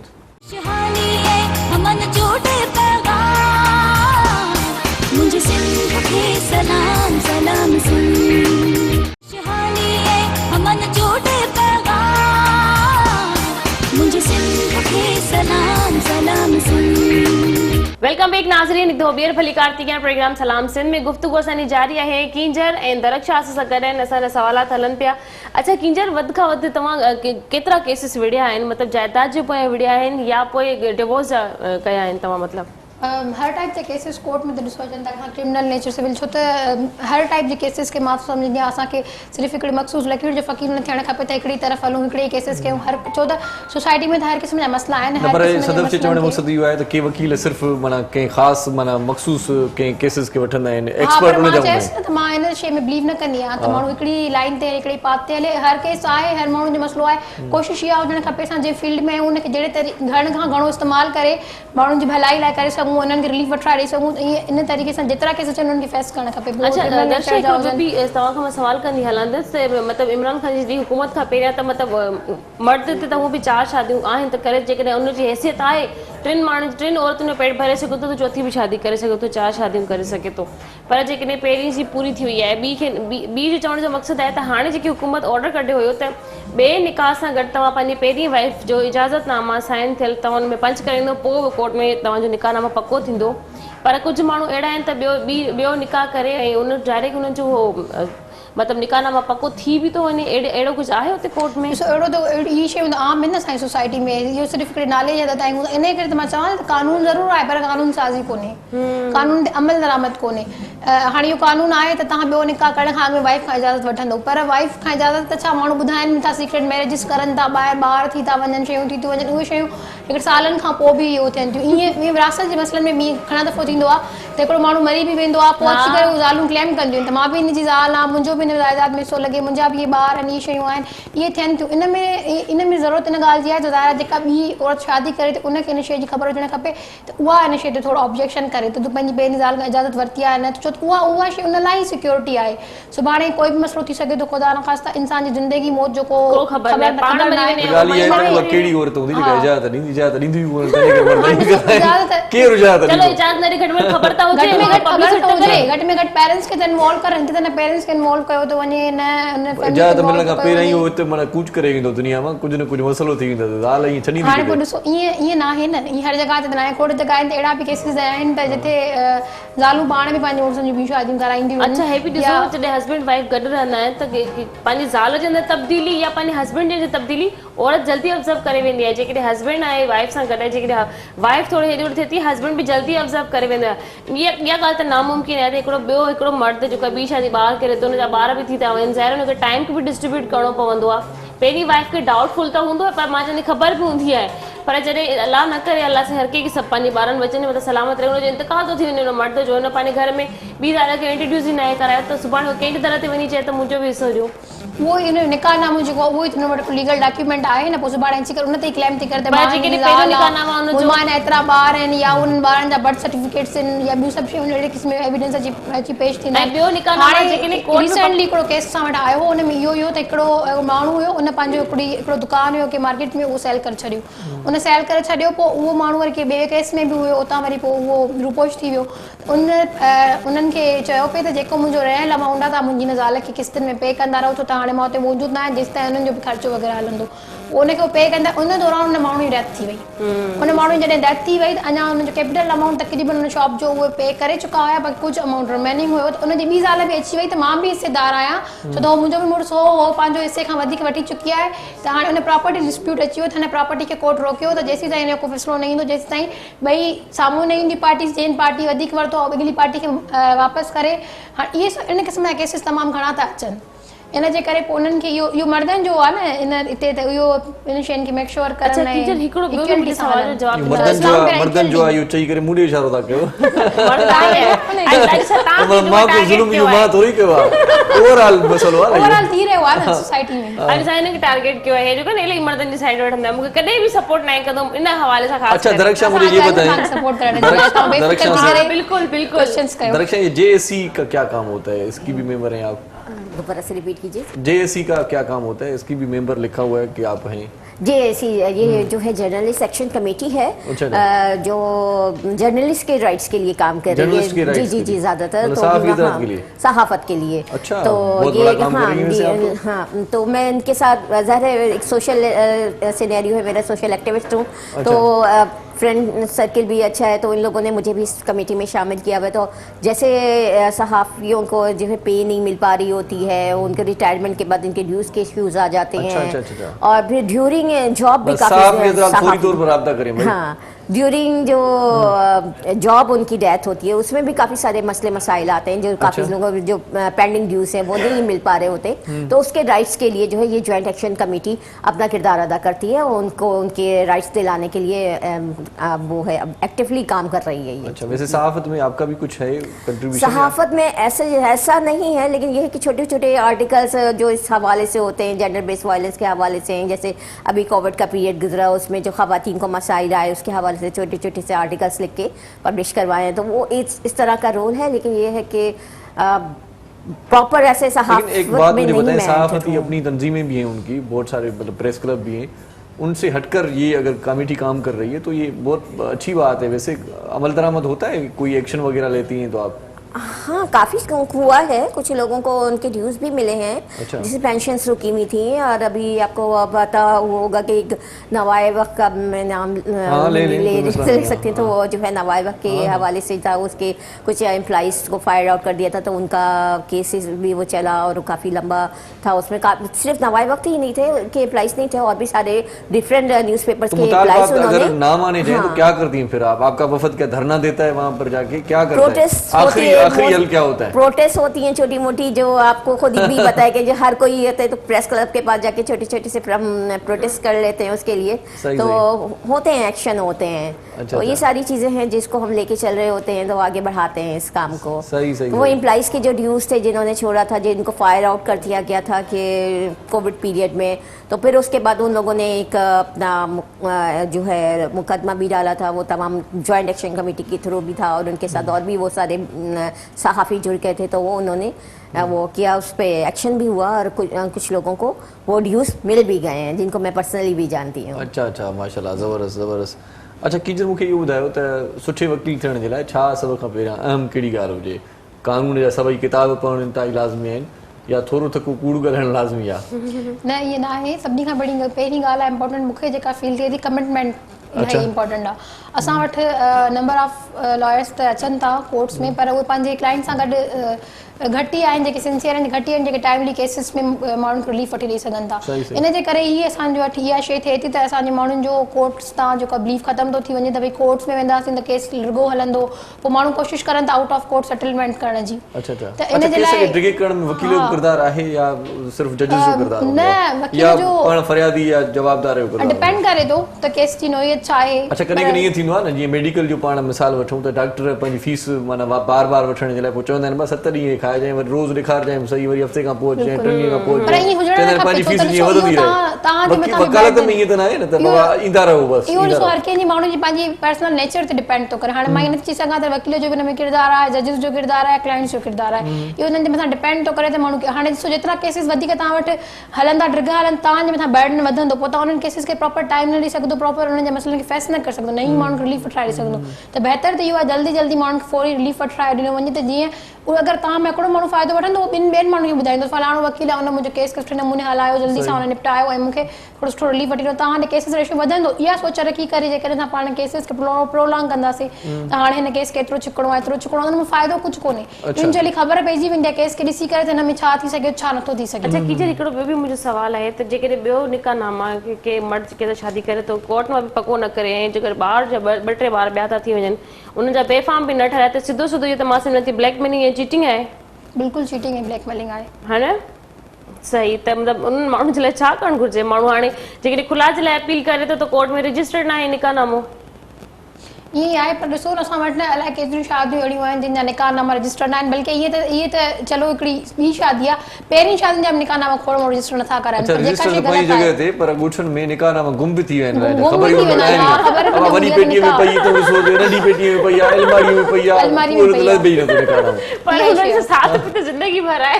अब हाणे कहिड़े मौलवी खां पढ़ायो यादि ई न आहे, अब मौलवी यादि आहे त वरी उहो मौलवी गुज़ारे इहा ई शइ आहे। इन जे करे न इहा रजिस्ट्रेशन इलाही इंपॉर्टेंट आहे। इहा तव्हां ॾिसो उन ॿिन्हिनि पार्टनर्स जे मथां डिपेंड थो करे, उन ॿिन्ही खे फोकस करणु खपे। जेको डिनाए थो करे, ग़लति थो करे, उनखे रजिस्ट्रेशन कराइणु इलाही इंपॉर्टेंट आहे। जेसिताईं रजिस्ट्रेशन न आहे त उनजी कानूनी त काई हैसियत न आहे। बाक़ी हाणे जीअं सोसाइटी में जेके शयूं हलनि थियूं, जहिड़े तरीक़े सां रिवायतूं हलनि पियूं, जीअं ॻोठनि में शादियूं थियनि थियूं, निकाहनामा ठहनि बि था, न बि ठहनि था, सिंपल निकाह मुला खे घुरायो, निकाह पढ़ायो ऐं शादी थी वई, अहिड़े तरीक़े सां बि निकाह थियनि पिया, इहा शइ ग़लति आहे, इहा हुजणु न खपे। पर हिकिड़ो त लिख पढ़ तमामु ज़रूरी आहे। ऐं मां हिकिड़ी ॻाल्हि में ॿी एड करणु चाहींदमि, सिर्फ़ु लिख पढ़ खां अॼुकल्ह जेको जहिड़ो दौर थी वियो आहे, ऐं जहिड़े तरीक़े सां असां डाइवोर्स केसिस जो रेशो तमामु घणो वधी वियो, खुलाया केसिस वधी विया आहिनि। असांजे इहा ग़लती शायदि पेरेंट्स जी बि आहे त इहो करनि था, जेको कुझु हुन में शर्तूं एड कराइणु खपनि। असां वटि ॾिसो मौलवी सभिनी खां पहिरीं छा कंदा आहिनि, जेके शर्तुनि वारा खाना हूंदा उन्हनि खे पहिरीं लाइन्स लॻाए छॾींदा आहिनि, उते कुझु लिखंदा ई कोन्हनि। उहो हूंदा उहे आहिनि छा जे लाइ निकाहनामे, उहो इन जे लाइ आहिनि त तव्हां हुन में लिखायो। हाँ काॾे वेंदो पंहिंजो भाइटियो इहा ई शइ थींदी आहे, इहा ई शइ ग़लति थी थिए हुते, छो त उन वक़्तु ॿई दिलूं राज़ी, सुभाणे जी त कंहिंखे ख़बर न आहे न त अॻिले ॾींहुं ते छा थी सघे थो, उन सां कहिड़ा मसइला पेश अची सघनि था। ऐं ॻाल्हि इन लेवल ताईं पुॼे, कोई बि पंहिंजी धीअ करे शादी कराए ॿिए घर में न मोकिलींदो आहे, तो सुभाणे तलाक वठी अची करे वापसि हक़ महर अहिड़ो लिखाइणु खपे एटलीस्ट, त कम अज़ कम अॻिले माण्हू खे सोचणु खपे। अॼुकल्ह मर्द ईअं बि कंदा आहिनि त हिकिड़ो हक़ महर अहिड़ो 5000 10,000 अहिड़ा बि लिखाया वेंदा, इवन 100,000 रुपयो बि लिखाया वियो आहे, खोड़ निकाह नामे में पाण ॾिठो आहे, त उन्हनि जी का वैल्यू नथी रहे, पोइ माण्हुनि में उहो प्रेशर बि नथो रहे त मां पंहिंजी ज़ाल खे छॾींदुसि, छा आहे मूंखे 50,000 रुपया न करणा पवंदा, 10,000 बि न। ऐं कोशिशि ईअं कंदा आहिनि औरतुनि खे परेशान करण जे लाइ, उन्हनि खे पाण तलाक न ॾींदा आहिनि, चवंदा आहिनि खुलाई तरफ़ वञनि, छो त खुलाई तरफ़ जॾहिं वञनि त हक़ महर ख़तमु थो थी वञे, हक़ महर जी पोइ रक़म अदा न आहे करणी, त अहिड़ियूं ॿ शर्तूं लिखाइणु खपनि। अगरि इन केस में हिन सूरतुनि में तलाक ॾिए थो त उनखे इहे शयूं अदा करणियूं आहिनि, ॿारनि ते इहे शयूं अदा करणियूं आहिनि, इहे हुजणु खपनि। इन सां तव्हां पंहिंजी धीअ खे सिक्योर था कयो। ऑलरेडी असांजी सोसाइटी में औरत जेका आहे उहा कमज़ोर आहे, ऐं कमज़ोर माण्हू ते उहे ज़ुल्म घणो थींदो आहे, त पोइ उनखे सिक्योर करण जे लाइ इहा पेरेंट्स खे खणणु खपे, त उन्हनि खे इहे शर्तूं लिखाइणु खपनि ताकी अॻिले माण्हू जे मथां थोरो प्रेशर हुजे। जॾहिं उन वक़्तु ॾिसो ॿई राज़ी हूंदा लिखी बि ॾींदा, त लिखाइणु खपे, तव्हां पंहिंजी धीअ खे सिक्योर त कयो। सही सही। न त सुभाणे कोई बि मर्द 50,000 में हथ में ॾेई करे रवानो करे छॾींदो, छा हुन जेकी ज़िंदगी उते गुज़ारी, ॿार पैदा कया, हुन तव्हांजे घर में जेको कुझु सर्व कयो, छा हुनजी सिर्फ़ इहा 50,000 का क़ीमत हुई? ईअं त न आहे। हाँ बिल्कुल। दरअसल क्या समझती हैं, अवेयरनेस की कमी है? जी बिल्कुल, इससे हमारे से यही है कि अवेयरनेस की भी कमी है। तो हाँ जी, हम बात करती हैं तो उनमें कौन सी खवातीन शामिल होती हैं? अच्छा, जिसे जो दही इलाकों की खवातीन तो आती नहीं होंगी, तो किसको अवेयरनेस, किसकी? नहीं देखिए, हम लोग कम्युनिटी लेवल पे भी अवेयरनेस सेशन देते हैं। जरूर ये नहीं कि जो सेमिनार से आप समझ रहे हैं कि होटल बड़े बड़े 5 स्टार होटल में 3 स्टार 4 स्टार में हो रहे हैं, वो तो एक होते ही होते हैं, लेकिन जब हमारा बेसिक कंसर्न है, हम जाते हैं कम्युनिटीज लेवल पे, तो इलाकों की 20-25 खवातीन को एक जगह जमा करके फिर हम उनको अवेयरनेस देते हैं। जैसे इन्होंने बताया प्रॉपर्टी के राइट है, विरासत के राइट वो हैं, अब मसाइल आते हैं, डोमेस्टिक वायलेंस के आते हैं, जेंडर बेस्ड वायलेंस के आते हैं, तो वो हम लोग उनकी खुद भी एक ट्रेनिंग होती है, तरबियत होती है, तो फिर हम वहाँ कम्युनिटीज़ पे जाके उन खवातीन को उसके हवाले से अवेयरनेस देते हैं आसान अल्फाज में। जो छोटे छोटे से पम्पलेट्स भी होते हैं, जो थोड़ी बहुत पढ़ी लिखी खवातीन होती हैं वहाँ पे, वो उसको पढ़ भी सकती हैं, लेकिन आसान अल्फाज में उनको हम ये अवेयरनेस देते हैं। ये स्लम्स एरियाज़ में हैं, जाते हैं, देही इलाकों में भी जाते हैं, वहाँ पे खवातीन जमा करके हम ये इन हवाले से जो भी इनके इश्यूज़ आ रहे थे हम उनको सुनते भी हैं, उनको सॉल्व करने की भी कोशिश करते हैं, और अवेयरनेस रेजिंग का भी बताते हैं। जो भी हेल्पलाइंस भी आपको पता है आजकल। हाँ, मुझे थोड़ा ये बताते चलेगा दरक्षा कि अगर कोई आपसे कांटेक्ट करना चाहता है, या कोई घर की खातून है या बाहर की खातून है, तो किस तरीके से कांटेक्ट करें? आपकी कोई वेबसाइट है, फेसबुक है, या कोई व्हाट्सएप नंबर है, जरा बताते चलिएगा। जी, व्हाट्सएप नंबर मेरा अपना तो है, लेकिन आप वो वेबसाइट भी है और ईमेल आईडी भी है, वो हम आपको शेयर कर देंगे, तो फिर आप जरूर बता देंगे, तो काफी सारे लोग इस वक्त देख रहे हैं तो नोट कर लेंगे। nowcommunities.com, मुझे सही से इस वक्त ईमेल आईडी तो याद नहीं है, लेकिन व्हाट्सएप नंबर मेरा आप ज़रूर ले सकते हैं, 0332-306-2893। उस पर जो भी मुझसे रब्ता करेगा तो मैं उनको हेल्पलाइंस भी उस पर बता दूंगी, और प्लस ये कि हमारा जो नाव कम्युनिटीज़ के साथ जो है वर्किंग अलाइंस बना हुआ है, उसके थ्रू भी हम इसको अवेयरनेस रेजिंग दे सकते हैं। तो ये सारी चीज़ें, तो हेल्पलाइंस के बारे में पता होना बहुत ज़रूरी है, ताकि ख़वातीन को बहुत जल्दी उससे हेल्प मिल जाए। और इस बारे में मैं सिंध गवर्नमेंट को जो है अप्रिशिएट करूँगी कि जितने ज़्यादा pro women's law Sindh government ने दिए हैं, वो किसी फेडरल गवर्नमेंट से नहीं आए हैं, और जो है यहाँ पे बहुत सारे लॉज हैं, उन पर इम्प्लीमेंटेशन भी हो रहा है, जो पुराने लॉज हैं उसको अमेंडमेंट्स भी की गई हैं। तो ये बहुत एक अचीवमेंट है सिंध हुकूमत की यहाँ पे, कि अभी भी आपने देखा, अभी कोविड के बाद जो हेल्प के मसाइल आए, तो वुमेन डेवलपमेंट डिपार्टमेंट ने भी एक हेल्पलाइन लॉन्च की है 1094 के नाम से, जिस पे आप फौरन उस पर एक्शन ले सकते हैं। तो हम उसके थ्रू भी वुमेन डेवलपमेंट डिपार्टमेंट के पास जाते हैं, अगर उन्हें हमारी ज़रूरत होती है तो वो हमसे भी रब्ता करते हैं, लेकिन अपने एंड पे वो शिकायत सुन के उसका अजाला करने की भरपूर कोशिश होती है, जिसमें मुख्तलिफ केसेस आते हैं। डोमेस्टिक वायलेंस हैं, जेंडर बेस्ड वायलेंस हैं, इनहेरिटेंस हैं, सेक्सुअल हरासमेंट है, वर्क प्लेस हरासमेंट है, वो सारे रिपोर्ट होते हैं। अच्छा, कींजर कॾहिं कॾहिं ईअं बि थींदो आहे, जीअं भेण ॻाल्हि कई त अवेयरनेस बि ॾियूं था, ॼाण बि ॾियूं पिया, शऊर बि ॾियूं पिया, आगाही बि आहे, पर तंहिं हूंदे बि वरी हिकिड़ो जुमिलो अची करे खाई वेंदो आहे त असां वटि इहो रिवाज न आहे मर्दनि में, असां वटि ॿोरत ॿाहिरि न निकिरंदी, असां वटि इहे मसइला थी, असां वटि कंहिंखे शिकायत करणी न आहे, असां वटि अदी इहो रिवाज न आहे। इनखे कीअं माना मोड़िजे? माना सॼो कुझु सम्झण जे बावजूद पोइ हिकिड़ो जुमिलो आहे त असां वटि इहो न आहे। इन लाइ इहो ई आहे त फैमिलीज़ खे खपे त पंहिंजी औरतुनि खे सपोर्ट करणु खपे। उन्हनि खे जॾहिं तव्हां उन्हनि खे सपोर्ट कंदव, जॾहिं तव्हां उन्हनि खे उन्हनि वो कॉन्फिडेंस बिल्डअप कंदो त उन्हनि में पोइ एतिरो कॉन्फिडेंस अची वेंदो शायदि पंहिंजे घर जी ॻाल्हि ॿाहिरि कंदे थोरो झिझकाईंदियूं न ऐं बल्कि मर्दनि खे सपोर्ट करणु घुरिजे सुभाणे तव्हां सां मसइलो थींदो त ॿाहिरि तव्हां घटि में घटि आवाज़ उथारे पाड़े वारनि जो बि इहो फर्ज़ु आहे जीअं चवंदा न पाड़े वारनि जा बि कुझु फर्ज़ु हूंदा आहिनि इहो फर्ज़ु आहे इहो तव्हांजे पाड़े नेबर्स जो बि फर्ज़ु आहे त उन्हनि खे सपोर्ट करे वञे त ॾिसो काई औरत अगरि घर खां ॿाहिरि नथी निकिरे पर पाड़े वारी हर मारी ज़रूरु शेयर कंदी आहे जीअं तव्हां असांजे प्रोग्राम में आयो असांजो फर्ज़ु आहे त तव्हांखे एंटरटेन बि कयूं रुॻो इहे जेके आहिनि से ॻाल्हियूं न कयूं तव्हांखे एंटरटेनमेंट भरपूर नमूने सां मुहैया करण जे लाइ असां वटि फनकार बि ॾाढो सुठो आहे सलीम शीरा साहिबु जेकॾहिं तव्हांजो रायो हुजे त पोइ कलाम ॿुधायूं तव्हांखे हाँ पर कलाम का पहले मैं शीरा साहब का पूछूंगी कितने सालों से आप गा रहे हैं? उम्र का एक हिस्सा हो गया, मुझे आपको याद भी नहीं मैं कब से गा रहा हूँ। शौक कब से हुआ? किसी ने तो आपको कहा होगा कि आपकी आवाज़ बड़ी अच्छी है, आपको गाना चाहिए। बेसिकली ये शौक जो है ये बिल्कुल बाय बर्थ होता है। अच्छा। ये सलाहियत तो परवरदिगार देकर भेजता है। बाकी दुनिया में पॉलिश की जाती है इस पर। जी जी। तो शौक तो जाहिर बचपन ही से होता है। आपके खानदान में आपके अलावा और कोई? जी मैं बेसिकली राजपूत हूँ और मेरे तमाम लोग जो है वो इस वक्त आर्मी में, मेरा छोटा भाई भी इस वक्त आर्मी में। सही। तो बस मैं इस नाखलक निकला हूँ। सही बात है। ये माशाल्लाह आपकी आवाज़ भी बड़ी अच्छी है। चले सुना दे कोई अच्छा सा बड़ा खूबसूरत गीत जी मेरी हसन साहब का गाया हुआ। वाह वाह वाह। क्योंकि हमारी जो पाकिस्तानी म्यूजिक है वो किसी भी, मैं समझता हूँ किसी भी मुल्क की मौसीकी से कम नहीं है। वाह वाह।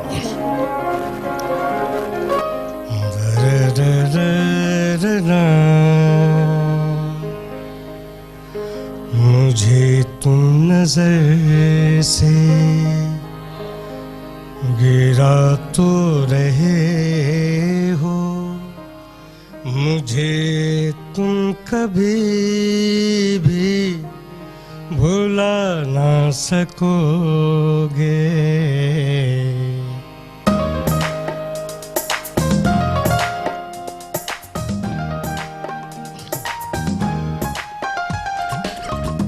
मुझे तुम नजर से गिरा तो रहे हो, मुझे तुम कभी भी भुला ना सकोगे। न जाने मुझे क्यों यकीन हो चला है, मेरे प्यार को तुम मिटा ना सकोगे। मुझे तुम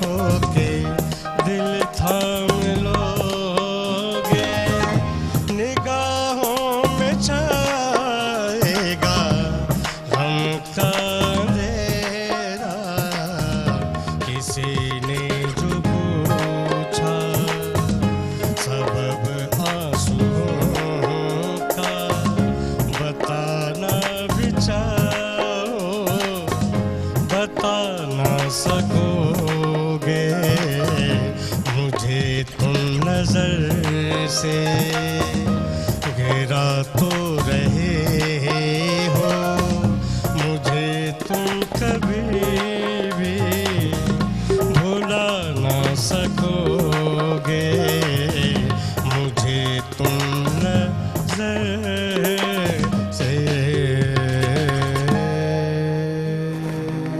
जबरदस्त वाह, वाह, मुझे वाह। तुम नजर से गिरा तो रहे हो गिरा तो रहे हो वाह वाह ॿियो अॻिते बस अल्लाह खैर करे नज़रुनि खां माण्हू न किरे बाक़ी नाज़रीन। किथों बि न किरे बराबर धकु लॻंदो आहे हाँ ॾाढो। सियारे जी धकेले ई ज़ोर सां लॻंदो आहे ठीकु आहे नाज़रीन असांजी गुफ्तगू कचेरी जारी रहंदी मस्ती मज़ाक बि हलंदी रहंदी पर वक़्तु थियो आहे हिकिड़ी नंढड़ी कमर्शियल ब्रेक जो हलंदासीं ब्रेक जे तरफ़ ब्रेक खां पोइ जल्द वापसि अचूं ॾिसंदा रहो पंहिंजो प्रोग्राम सलाम सिंध खुशहाली है अमन जोड़े पैगाम मुझे सिंध के सलाम सलाम सुन खुशहाली है अमन जोड़े पैगाम मुझे सिंध के सलाम सलाम सुन वेलकम बैक नाज़रीन हिकु दफ़ो ॿीहर भली कार्तिक ऐं सिंध टीवी जो प्रोग्राम सलाम सिंध में असां तव्हांखे सॉन्ग बि ॿुधाए रहिया हुआसीं नंबर तव्हांजी स्क्रीन में आहे नंबर जल्दी जल्दी नोट करे असांजे प्रोग्राम में शामिल थी सघो था जेकॾहिं कंहिंजी शादी आहे या कंहिंजी सालगिरह आहे तॾहिं बि असांजे प्रोग्राम में कॉल करे शामिल थी सघो था कंहिंजो पिरी प्यारो परदेसी प्यारो परे आहे या कोई रुठल आहे तॾहिं बि प्रोग्राम में कॉल करे पंहिंजे प्यारनि खे मनाए सघो था उन्हनि खे कोई ख़ूबसूरत गानो ॿुधाए सघो था शेरो शायरी करे सघो था बिल्कुलु, असां सां गॾु अॼु सुठी वकील बि आहिनि ऐं वर्किंग वुमेन जी जेके आहिनि उन हेल्पर बि असां सां गॾु वेठियूं आहिनि तक़रीबन ईअं बि चई सघो था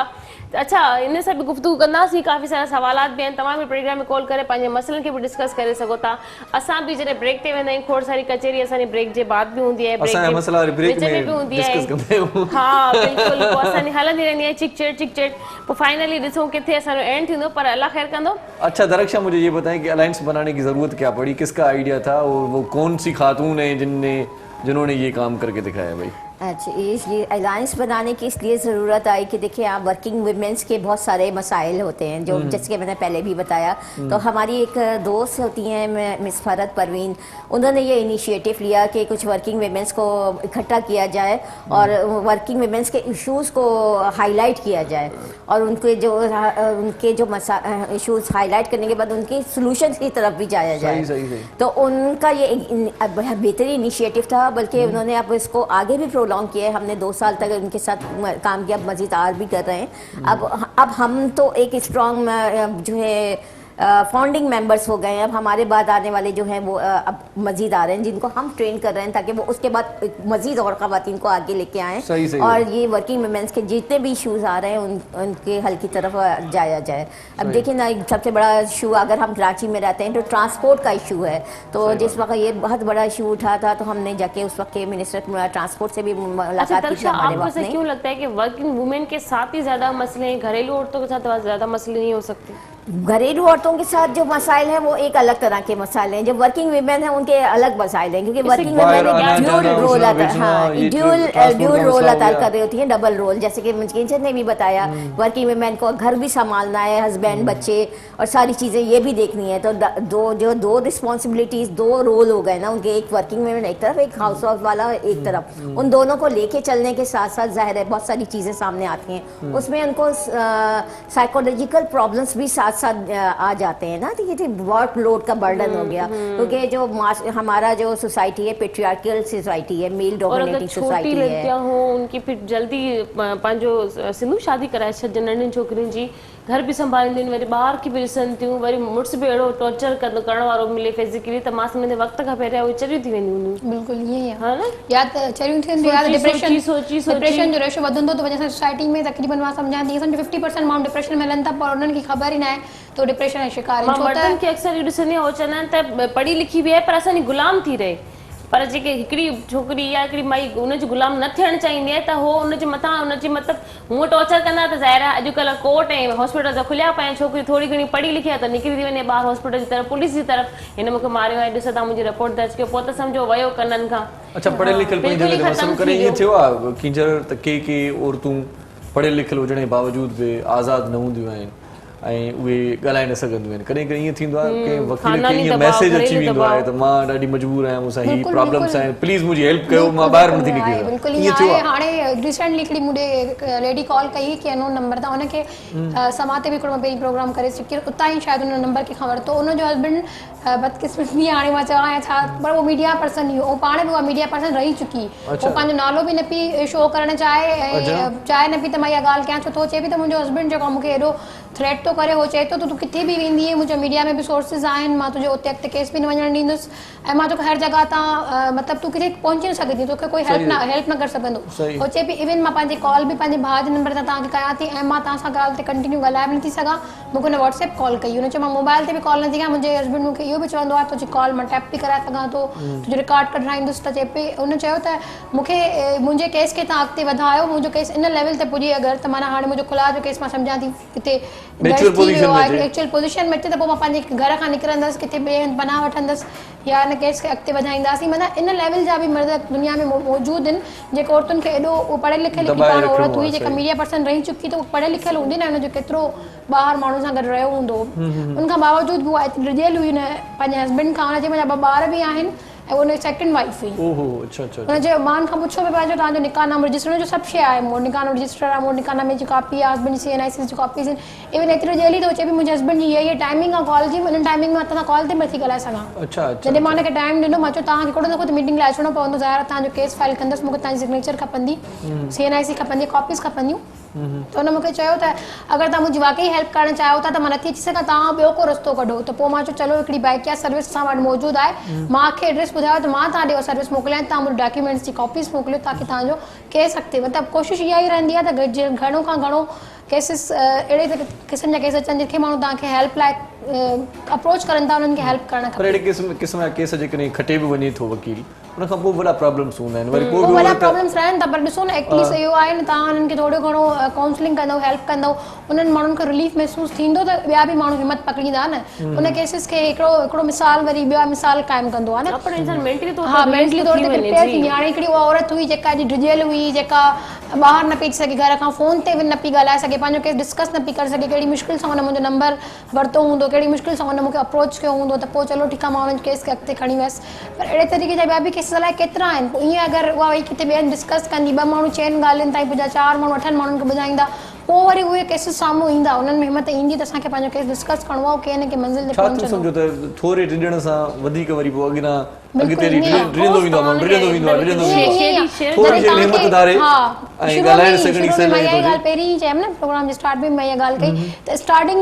में ई ज़रूरत हूंदी आहे हुन शइ खे रोकजे जीअं हाणे ॾिसो न हिकिड़ी बिल्डिंग जे लाइ हिकिड़ो बेस ठाहियो वेंदो आहे जॾहिं तव्हां हुन बेस खे न रोकींदो इलीगल बेस ठाहियो थो वञे त उहा बिल्डिंग तामीर थी वेंदी पोइ उनखे किराइण वधीक मसइलो हूंदो आहे न कोशिशि इहो आहे त बेस हटाइण जी कोशिशि कजे हाणे तव्हांजे घर में अहिड़ा मसइला थियनि त उन्हनि खे डिस्कस करण जी कोशिशि हाणे ज़रूरी न आहे भई नथी चवनि डायरेक्ट तव्हां पुलिस वञी कंप्लेन कयो डायरेक्ट तव्हां कोर्ट में पहुची वञो पर एटलीस्ट तव्हांजा वॾा घर मौजूदु आहिनि इनलॉज हूंदा आहिनि या वालदेन हूंदा आहिनि भेण भाइर हूंदा आहिनि उन्हनि सां गॾु वेही डिस्कस कयो उन मसइलनि ते एक्शन ज़रूर वठो इनखे निगलेक्ट ऐं अवॉइड न कयो वञे वालदेन सां डिस्कस कंदा आहियूं तॾहिं हू बि चवंदा आहिनि बाबा पंहिंजो गुज़ारो कयो वालदेन खे सम्झण जी ज़रूरत आहे असां वटि औरतुनि खे सम्झायो वेंदो आहे त तव्हांजी शादी थी हिन घर में वञे थी त हाणे तव्हांखे जो हिन घर मां जनाज़ो निकिरंदो इहा शइ हर वालदेन जी हर माउ जी इहा हूंदी आहे जॾहिं धीउ शादी कंदी आहे न त उनखे हिकिड़ो सम्झो हिकिड़ो जीअं दाज दाज सां गॾु इहा ॻाल्हि वसियत में ॾिनी वेंदी आहे त तव्हां कॉम्प्रोमाइज़ करे हलणो पर इहा शइ न हुजणु खपे उनखे ॿुधाइणु खपे इहा शइ त हे घर तुंहिंजो आहे तूं हिन घर में कॾहिं बि अची सघे थी पर हिकिड़े सही तरीक़े सां मतिलबु जेको ॾिसो जॾहिं असां 2 माण्हुनि खे साम्हूं विहारींदासीं त क्लियर शइ थी वेंदी आहे त ग़लती कंहिंजी आहे चवंदा न 1 साइडेड ॿुधी करे फ़ैसिलो न करणु खपे त ॿिन्हिनि खे साम्हूं विहारणु खपे ॿिन्ही जी ॻाल्हियूं ॿुधणु खपनि जेको ग़लति हूंदो शइ साम्हूं अची वेंदी इहा शइ न सम्झाइणु खपे इहा वायलेंस जी शुरूआति थिए ई हितां थी घरनि खां थिए ई तव्हांजे जॾहिं औरतुनि खे इहा शइ सम्झाई थी वञे हाणे मूंखे पोइ हितां कोई सपोर्ट करण वारो न आहे पोइ उहो ज़ुल्म बर्दाश्त थियूं करनि उहो बर्दाश्त करण खां लेवल वञे थी वधंदी पहिरियां झगड़नि ताईं थी अचे पोइ उहा लेवल फिज़िकल पोइ मेंटल माना हर शइ डिस्टर्ब थी करे छॾे न नथियूं ॻाल्हाए सघनि या पंहिंजो केस अॻिते नथियूं वधाए सघनि या राब्तो नथियूं करे सघंदी त उहे ई औरतूं मुंहिंजे ख़्याल में अॻिते हली करे सुसाइड करनि थियूं या उन्हनि खे क़तल कयो थो वञे या हुन सां गॾु ॿिए अहिड़ा एतिरा केसिस थिया था वञनि पर ॾिसो न इन सां असांजी सोसाइटी में केॾो हिकिड़ो असरु थो पवे हाणे हिकिड़ी औरत पाण मेंटली तौर ते बीमार हूंदी डिस्टर्ब हूंदी उहा डिप्रेशन जी शिकार हूंदी त उहा पंहिंजे ॿारनि खे कहिड़ी तरबियत ॾींदी उहा पंहिंजे ॿारनि खे बि ज़ाहिर आहे उहा तरबियत ॾींदी। असांजी सोसाइटी में माण्हुनि जो बि इहो रहियो आहे किरदार ते वेही करे ॾिसंदा ज़रूरु आहिनि मसइलनि खे जॾहिं थींदो आहे, कोई बि उते अॻिते वञी करे स्टेप खणी कोशिशि न कंदो आहे। कुझु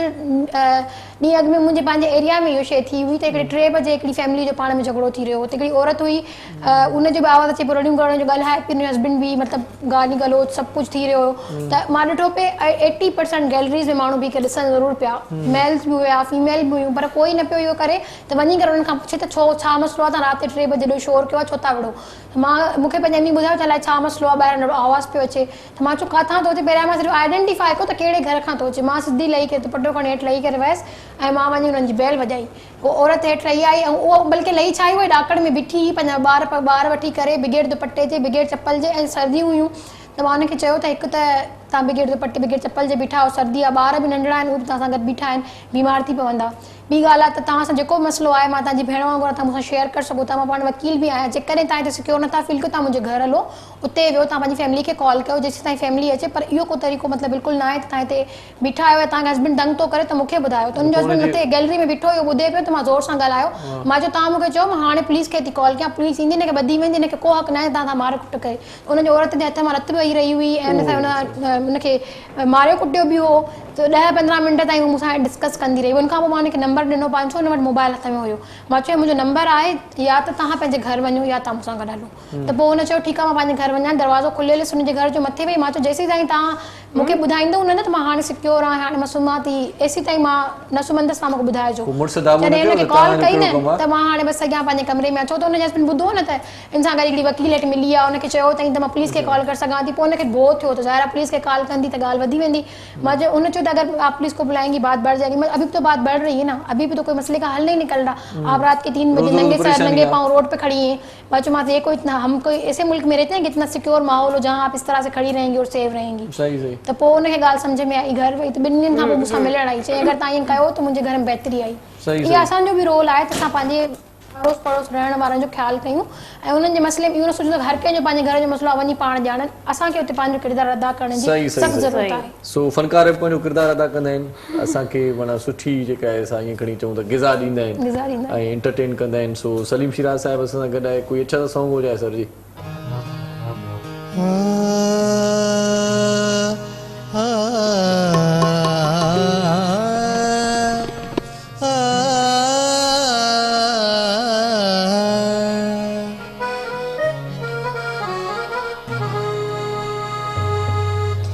तुम्हें दिल लगी भूल जानी पड़ेगी, तुम्हें दिल लगी भूल जानी पड़ेगी।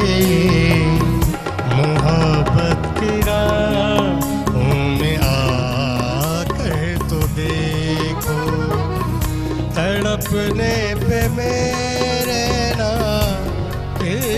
तुम हंसोगे, कभी दिल किसी से लगा कर तो देखो।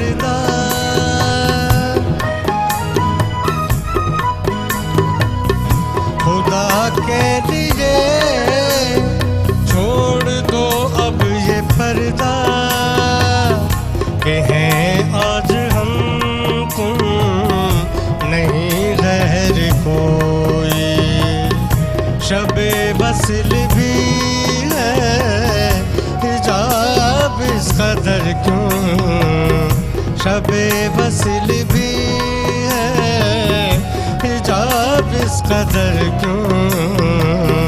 जरा रुख से चल हटा कर तो देखो, दिल लगी भूल जानी पड़ेगी, तुम्हें दिल लगी भूल जानी पड़ेगी।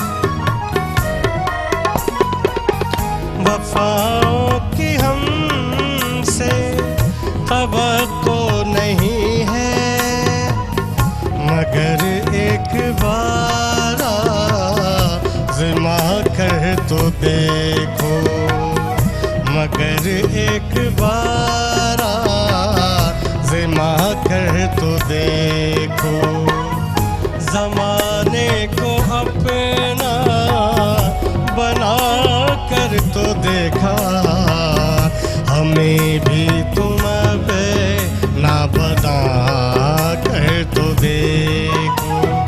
दिल लगी भूल जानी पड़ेगी तुम्हें, दिल लगी भूल जानी पड़ेगी।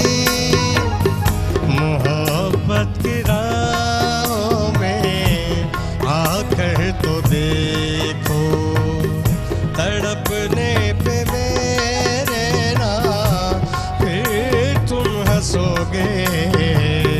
कभी दिल किसी से लगा कर तो देखो, कभी दिल किसी से लगा कर तो देखो। वाह जी वाह वाह वाह, तुम्हें दिल लगी भूल जानी पड़ेगी। लेकिन ब्रेक नहीं भूलना आप। नहीं वो मुझे याद जी दिल लगी जी पंहिंजी ॻाल्हि आहे, पर ॻाल्हि इहा आहे त कॾहिं कॾहिं साई वठंदा आहियूं, पर वॾो हुकम आहे दिल लॻीअ जो। बिल्कुलु वठण बि घुरिजे साई असांखे। नाज़रीन वक़्तु थियो आहे हिकिड़े नंढड़े कमर्शियल ब्रेक जो। वतव न साई ॻाल्हि, मां दिल लॻी ॻाल्हि शुरू कई, तव्हां ब्रेक वठी वो ज़ाहिरी ॻाल्हि आहे, मूंखे ॻाल्हि सम्झ में न ईंदियूं आहिनि दिल लॻी जूं। हलंदासीं ब्रेक जी तरफ़, ब्रेक खां पोइ जल्द वापसि था अचूं। ॾिसंदा रहो पंहिंजो प्रोग्राम सलाम सिंध। खुशहाली है अमन जोड़े पैगाम, मुझे सिंध के सलाम सलाम सुन। खुशहाली है अमन जोड़े पैगाम, मुझे सिंध के सलाम सलाम सुन। वेलकम बैक नाज़रीन, धोबियर भली कार्तिकेय प्रोग्राम सलाम सिंध में गुफ्तगू असांजी जारी है किंजर एंड दरक्षा से गॾु असांजा सवालात हलन पिया। अच्छा दरक्षा, कभी ऐसा आपके पास कोई केस आया कि कोई औरत वाकई में, जैसे भी सिंधु बता रही कि मार भी लगी हुई होती है, उनको मार भी खाई हुई होती है, ऐसे कुछ केसों में आप लोगों की हेल्प करते हैं कि भाई आपके साथ ऐसा नहीं होना चाहिए, किसी वकील के पास उसको ले गई, उसके मसले हल करवा दिए, जिसने उसको मारा है उसको पकड़वा दिया, ऐसे केस में हाथ रखती हैं आप? कोशिश होती है, लेकिन ऐसा अभी तक तो नहीं आया। लेकिन एक केस ऐसा आया था कि एक खातून का वॉइस मैसेज, हम कुछ ग्रुप्स में हम हैं तो उसमें आया कि वो औरंगी टाउन की खातून थी कि मेरे इलाके में जो है मंशियात का बहुत है, तो उनके घर में उन्होंने कुछ लोगों को रोकने की कोशिश की, तो उनके घर में लोग आ गए, वही जो मंशियात फरोश वगैरह थे, तो उन्होंने वहाँ पे मारपीट भी की, उन खवातीन को भी मारा, उनके कपड़े वगैरह भी फाड़े। तो वो जब FIR करवाने गई तो वहाँ पे वो FIR नहीं हो रही थी, ना पुलिस वाले उनको परेशान कर रहे थे, तंग कर रहे थे, नहीं ले रहे थे। तो वो रात को तकरीबन 12:30-1 बजे का टाइम था, तो उनकी कॉल मैसेज जब मैंने सुना तो वो जो नंबर आया था उस पर मैंने कॉल की, उनसे सारी डिटेल्स ली और अपने कॉन्टेक्ट्स में जो हमारे साथ जुड़े हुए इस तरह से करते करते हमने IG सिंध तक वो कंप्लेन, उनका मैसेज पहुंचाया, और उनके एक फ़ोन से उस वक्त रात के 1:30 बजे का वो टाइम था, उनकी FIR लॉन्च हुई और उनको वो उधर से सपोर्ट। लेकिन अगर पूछने का मकसद ये है कि अगर कोई ऐसी खातून अंदर इधर घुट रही है, मर रही है, या वो पिट रही है अंदर ही अंदर, माँ बाप कहते हैं बस गुजारा करो, अब तुम्हारा यही नसीब था, यही लिखा था, अल्लाह ने इसी तरीके से लिख के तुम्हें भेजा है, जाओ मरो कुछ भी करो, अब तुम उसी घर में गुजारो, तो ऐसी खातूनों की भी आप मदद करती हैं? हो सकती है, अगर वो हमसे राब्ता करें तो बिल्कुल हम उनको मदद दे सकते हैं। और ऐसा अभी तक तो फिलहाल कोई ऐसा केस नहीं आया कि जिसने इस तरह से अप्रोच किया हो। वकील भी अरेंज करके देंगे। जेंडर बेस्ड वायलेंस के हवाले से, विरासत के हवाले से भी एक खातून ने राब्ता किया था, उनका वो असल में अपने हस्बैंड की सेकेंड वाइफ थी, और उनके हस्बैंड होते थे कनाडा में ना, तो जब उनकी डेथ हुई तो वो सेकेंड वाइफ, फर्स्ट वाइफ की तो डेथ हो चुकी थी। अब ज़ाहिर शरई लॉ, मुस्लिम शरई लॉ के हिसाब से उनका भी विरासती हिस्सा बनता है, लेकिन जब चूंकि वो यहाँ थी और हस्बैंड की डेथ वहीं कनाडा में हो गई थी, तो यहाँ इनकी जो इन लॉज थे उन्होंने जो है उस वक्त उनका सारा जेवर भी रख लिया था, जो मुँह दिखाई में मिला था, जो वो घर वालों की अपनी फैमिली से मिला था वो भी, और जो फ्लैट इनको दिया हुआ था उससे भी उनको निकाल दिया, और ये कहा कि जो है अब इनको कुछ नहीं देगा। वो वैसा एक केस आया हुआ है, तो उस पर हम वर्किंग हो रही है, उस पर हम कर रहे हैं कि उन खातून ने कहा कि मुझे मेरा विरासती हक तो मिलना चाहिए, और वो जो जेवर और सामान जो वो अपने घर से लेके गई थी वो भी उनको वापस मिलना चाहिए, और जैसे कि कानून में भी है कि जो गिफ्टेड चीजें हस्बैंड की तरफ से उन्हें मिली है वो उनको मिलनी चाहिए। सही प्रोग्राम में वक्त थोरो आहे। मुझे आप एक सवाल का और मुझे भी तव्हां मूंखे जवाब ॾींदा हलिजो। कॾहिं ईअं थियो आहे का माई तव्हां वटि अहिड़ी आई हुजे जंहिं वटि पैसा न हुजनि पर उनखे आज़ाद बि थियणो आहे, त अहिड़नि माण्हुनि जी तव्हां हेल्प कयो? जी बिल्कुलु। अहिड़ा तमामु घणा केसिस अहिड़ा ईंदा आहिनि ज़ारा ॾिसो न हिकिड़ी औरत जेकॾहिं घर खां निकिरे थी उनजी पोयां बैंक में कोई सपोर्ट न ज़ारा उन वटि पैसा किथां ईंदा उन में असां अहिड़ी काफ़ी अहिड़ा केसिस हूंदा आहिनि जेके औरतूं ईंदियूं चवंदियूं असांखे फीस जा पैसा न आहिनि ऐं खुला बिल्कुलु करण बि खपे न हर जगह मशवरे जी फीस वठंदा आहिनि अहिड़ा बि आहिनि वकील बिल्कुलु मौजूदु आहिनि जेके मशवरे जी फीस वठंदा आहिनि पर ईअं हुजणु न खपे अहिड़ियुनि औरतुनि जी त ख़ासि तौर ते हेल्प करणु खपे मर्द आहे न उहो चलो ठीकु आहे कोई भी किथां न किथां अरेंज कंदो वठी बेची न अच्छा वरी औरत जेका आहे उन ईंदी या त पोइ कुझु ग़लति कमु कंदी या त पोइ कोई माण्हू उन्हनि खे ग़लति माण्हू मिलंदा अच्छा किंजर प्रोग्राम जा आख़िरी लम्हा आहिनि आख़िर में हिकिड़ो सुवाल ॿियो बि तव्हां कयां त सभु माण्हू नेब जे करे परेशान आहिनि नेब उन्हनि खे ॾिसे पई तव्हां नेब खे ॾिसो पिया नेब कीअं था ॾिसो तव्हां एॾी वॾी जेका ॻाल्हि थी वई आहे इहा मूंखे अॼु ख़बर पई अच्छा नेब खे बि तव्हां ॾिसो पिया इहे केसिस बि तव्हां डील कयो पिया जी जी अच्छा हिन में इहो आहे ॾिसो नेब में न डिफरेंट शयूं हूंदियूं आहिनि नेब में जेको हूंदो आहे हिकिड़ो जीअं नॉर्मली केसिस में छा थींदो आहे कि चालान ईंदो आहे जॾहिं केस फ्रेम चार्ज थींदो आहे त नेब जो थोरो प्रोसेस इन खां डिफरेंट हूंदो आहे उन में जॾहिं केस थी थो वञे इन्वेस्टिगेशन थी वञे इन्वेस्टिगेशन खां पोइ जॾहिं उहो केस फ्रेम चार्ज थो थिए त उन खां पोइ हिकिड़ा उन जा जीअं सम्झो न पूरी हिकिड़ी रिपोर्ट ठाही वेंदी आहे रिपोर्ट ठाहे करे पोइ उहो आयो पेश कंदो उन खां पोइ केसिस खे अॻिते हलायो वेंदो आहे पोइ उनखे 1 बाय 1 हर शइ प्रूफ उन में ऑलरेडी नेब में प्रूफ अटैच्ड हूंदा आहिनि पोइ असां उन केसिस हूअं त ईअं हूंदो आहे न असां केसिस में पाण प्रूफ खणी वेंदा आहियूं त मतिलबु हे गवाह आहे हीअ शइ आहे हीअ शइ आहे नेब में ईअं न हूंदो आहे नेब थोरो डिफरेंट प्रोसेस आहे पेपर वर्क थींदो आहे पोइ पेपर्स रिलेटेड असां गवाहनि खे कॉल कंदा आहियूं उन्हनि खे उन्हनि जी गवाही थींदी आहे पोइ असां उन्हनि खां क्रॉस कंदा आहियूं इन तरीक़े सां घणा केस नेब में छा करप्शन जा ईंदा आहिनि छा ज़ाहिर आहे नेब में त मेजॉरिटी केसिस करप्शन जा ईंदा करप्शन केर नथो करे पाकिस्तान में जे माण्हू खे जिथां मिले थो मुल्क खे खाइण जी पूरी कोशिशि करे था खाइनि बि था पोइ उते वरी बचाइण जे लाइ वकीलनि खे पैसा था ॾियनि ॿिया पैसा घराइनि था त हाणे बची निकिरूं पोइ कॾहिं बची निकिरनि बि था कॾहिं फासनि बि था सही पोइ हुन में सो ॻंढिजी थो वञे सभिनी जो ॻंढिजी थो वञे सही अच्छा दरक्षा मां इहो ॿियो बि पुछणु चाहींदसि तव्हां खां त मैक्सिमम जेकॾहिं का औरत खुला थी वठे त हुनजी केतिरनि महीननि में या केतिरे अरसे में जल्द खां जल्द खुला थी वेंदी या कॾहिं को मर्द के तलाक ॾिए थो त केतिरनि महीननि में हुननि जा जेके मसला ख़तम थी वेंदा तव्हां सां एतिरो प्यार अथव तव्हांखे दरक्षा थी सॾे ओ सॉरी न हाणे सिर्फ़ छॾियो आहे हाणे सिर्फ़ छॾियो आहे सिंधु उन में इहो आहे ॾिसो हुन केस ते डिपेंड थो करे अगरि ॾिसो मर्द तलाक ॾियणु चाहे त उहो त इलाही ईज़ी वे आहे हिकिड़ो तलाकनामो ठाहे बि मोकिले छॾे तलाक थी वेंदी ऐं 3 लफ़्ज़नि सां चई छॾे जेको हिकिड़ो सिंपल ईज़ी वे हिकिड़ो मर्द खे हिकिड़ो हक़ मिलियो आहे कानूनी त बसि चयो तलाक त उहा बि तलाक थी वई गवाहुनि जी मौजूदगी में हिकिड़ो त ईज़ी वे आहे इहो हिकिड़ो ॿियो कोर्ट में बि इहो हूंदो आहे त पोइ थी वेंदी आहे पर जेको खुला जो प्रोसेस हिन खां डिफरेंट आहे हुन खुला में जेसि ताईं उहो मर्द उते अचे नथो केस खे डील नथो करे ओसी ताईं 3 खां 4 खां 5 डेट्स ताईं केस खे थोरो प्रोलॉन्ग कयो वेंदो आहे डेट मैक्सिमम मतिलबु इहे वकील जे हथ में हूंदी आहे त जल्दी डेट क्लाइंट डिपेंड कंदो असां हुन खां पुछंदा आहियूं त तव्हां ॿुधायो असां केतिरे डेट टाइम वठूं तव्हांजी फैमिली जो हुन सां गॾु का ॻाल्हि ॿोल हली रही आहे या तव्हां ईंदो पोइ असां हिननि खे कोर्ट जी तरफ़ खां नोटिस कराईंदा आहियूं कोर्ट जी तरफ़ खां बि असां हुननि खे कॉल्स बि कराईंदा आहियूं त हे तव्हां ते केस आहे हिन में अचो छो त सिर्फ़ु तलाक जॾहिं थींदी आहे न त उहा उन में 2 ख़ानदाननि जो मसइलो थी वेंदो आहे ॿार बि हूंदा आहिनि पोइ चाइल्ड कस्टडी केॾे थी वञे डॉलर अमाउंट जो बि हूंदो आहे त हाणे उहो अमाउंट छा आहे पोइ हिते हुन वटि छा हुयो छा खणी आई छा न खणी इहे सभु शयूं हूंदियूं आहिनि जंहिंजे करे थोरो टाइम लॻंदो आहे बल्कि पर एतिरो टाइम न लॻंदो आहे केसिस में डिपेंड थो करे 3 खां 4 महीननि जे अंदरि फ़ैसिलो अची वेंदो आहे मेजॉरिटी केसिस में सही दरक्षा जी आप कोई मैसेज देना चाहेंगे आखिर में प्रोग्राम के लम्हात खत्म होने जी बिल्कुल कि मैं वर्किंग वीमेन और बाकी जो बाहर हम आम खवातीन जो हम सब हैं उनके लिए यही है कि आप लोग अपने हुकूक के बारे में जानें और जो हम जैसे इदारे जो हम काम कर रहे हैं आप लोगों के हुकूक के लिए आपको के जो इश्यूज़ हैं उनको सॉल्व करने के लिए तो हमसे रब्ता करें जैसे कि दस्तक भी एक ऑर्गेनाइजेशन है इसके अलावा भी बहुत सारी ऑर्गेनाइजेशन इस तरह के काम कर रही हैं और सिंध गवर्नमेंट ने भी अपनी हेल्पलाइन लॉन्च कर दी है तो जो भी आपको कोई मसला आए तो आप चुप करके ना बैठें बर्दाश्त ना करते रहें वो वक्त चला गया जैसे किंजर ने कहा कि डोली उठेगी तो डोला ही जाएगा अब तो ये कहा जाता है कि इंसान को दे रहे हैं जैसे ही जानवर बन जाए तो वापस घर आ जाओ अपनी बेटियों को सपोर्ट करें घर में जो है भाई बाप माँ सब अपनी बच्चियों को सपोर्ट करें उनका कोई भी मसला हो तो आप हमें ज़रूर बताएं और ये सारी है अगर मर्दों की घर के मर्दों की सपोर्ट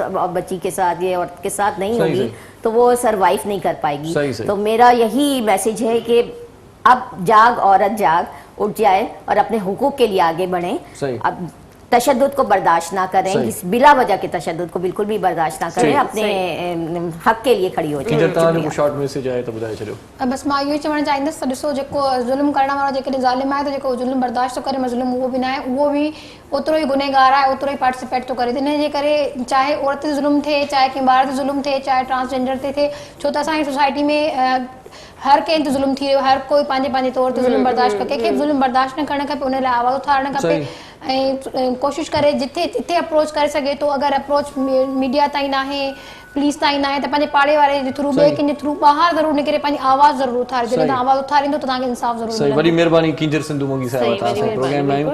दरख्शां साले आपका भी बहुत शुक्रिया, आप हमारे प्रोग्राम में तशरीफ़ लाई। अॼु औरतुनि जा मामला तमामु घणा डिस्कस थिया, असांजो वारो ईंदो, को मसइलो न आहे सुभाणे। सो सलीम शिराज, आपका भी बहुत शुक्रिया, आप हमारे प्रोग्राम में तशरीफ़ लाए। जाते जाते आपसे एक अच्छा सॉन्ग सुनेंगे। और अख्तर बेबी, आपका भी बहुत शुक्रिया। ऐं साईं मोहरम साईं, वॾी महिरबानी, सम्झी विया आहियो आख़िर में। पाण मोकिलायूं भला, बिल्कुलु कयूं न कचहरी? न बस काफ़ी आहे। नाज़रीन, खे कचहरी तो करे सघूं पिया, पर असां वटि हाणे वधीक टाइम कोन्हे, इन वजह सां प्रोग्राम खे ख़तमु करणो थो पवे। नाज़रीन, प्रोग्राम जो वक़्तु पंहिंजी पुॼाणी ते पहुची वियो आहे। इंशाल्लाह सुभाणे तव्हांजी ख़िदमत में वरी हाज़िर हूंदसि। तेसिताईं पंहिंजो, पंहिंजे घर वारनि जो, जिन सां तव्हां प्यार कंदा आहियो, जेके तव्हां सां प्यार कंदा आहिनि, उन सभिनी जो खोड़ सारो ख़्यालु रखो। पंहिंजी होस्ट सदफ भुट्टो खे ॾियो इजाज़त। इरशाद जागीरानी तव्हां खां मोकिलाए थो। जी लतीफ़ जी, मिठी ॿोली, सदाईं गॾु, टेक केयर। जंगल पहाड़ कहते हैं, नादे अली अली, मुश्किल को सबकी हल करो, मुश्किल कुशा अली।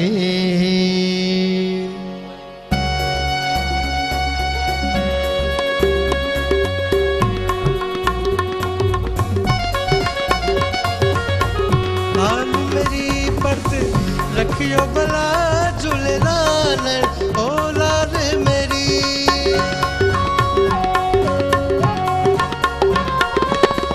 लाल मेरी पत रखियो भला झूलेलाल, सिंधड़ी दा सेवण दा सखी शाहबाज कलंदर, दमादम मस्त कलंदर, अली दा पहला नंबर, बसे हर दम दे अंदर, रवे हर मन दे अंदर, ओ लाल मेरी हो, हाय लाल मेरी।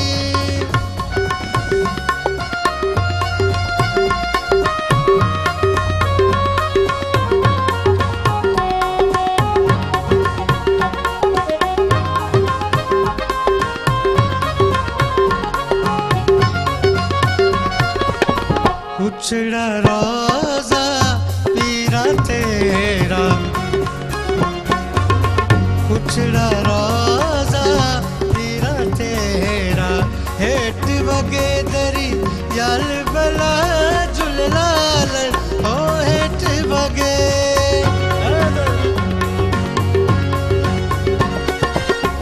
हेठ वगे दरी याल बला झूलेलाल, सिंधड़ी दा सेवण दा सखी शाहबाज कलंदर, दमादम मस्त कलंदर, राबिया बसरी कलंदर, वो अली शाह कलंदर, हुसैनी लाल कलंदर, बसे हर दम दे अंदर, ओ लाल मेरी हो, हाय लाल मेरी।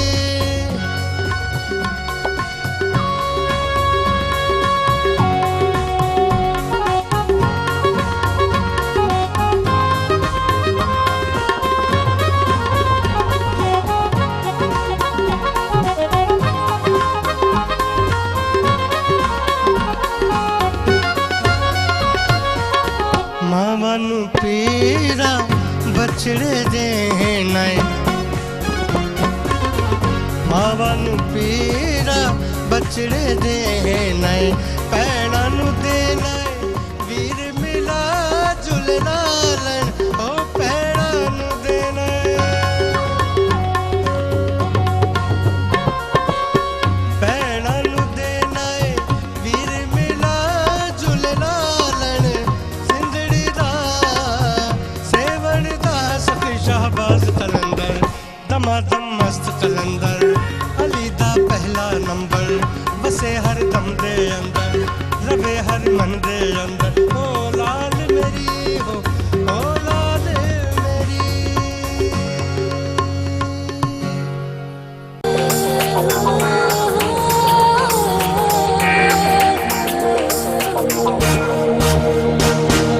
सुबह सुबह जो पखी अखेर मां उड़े थो, हरी नारी रब खे संभाले निकिरे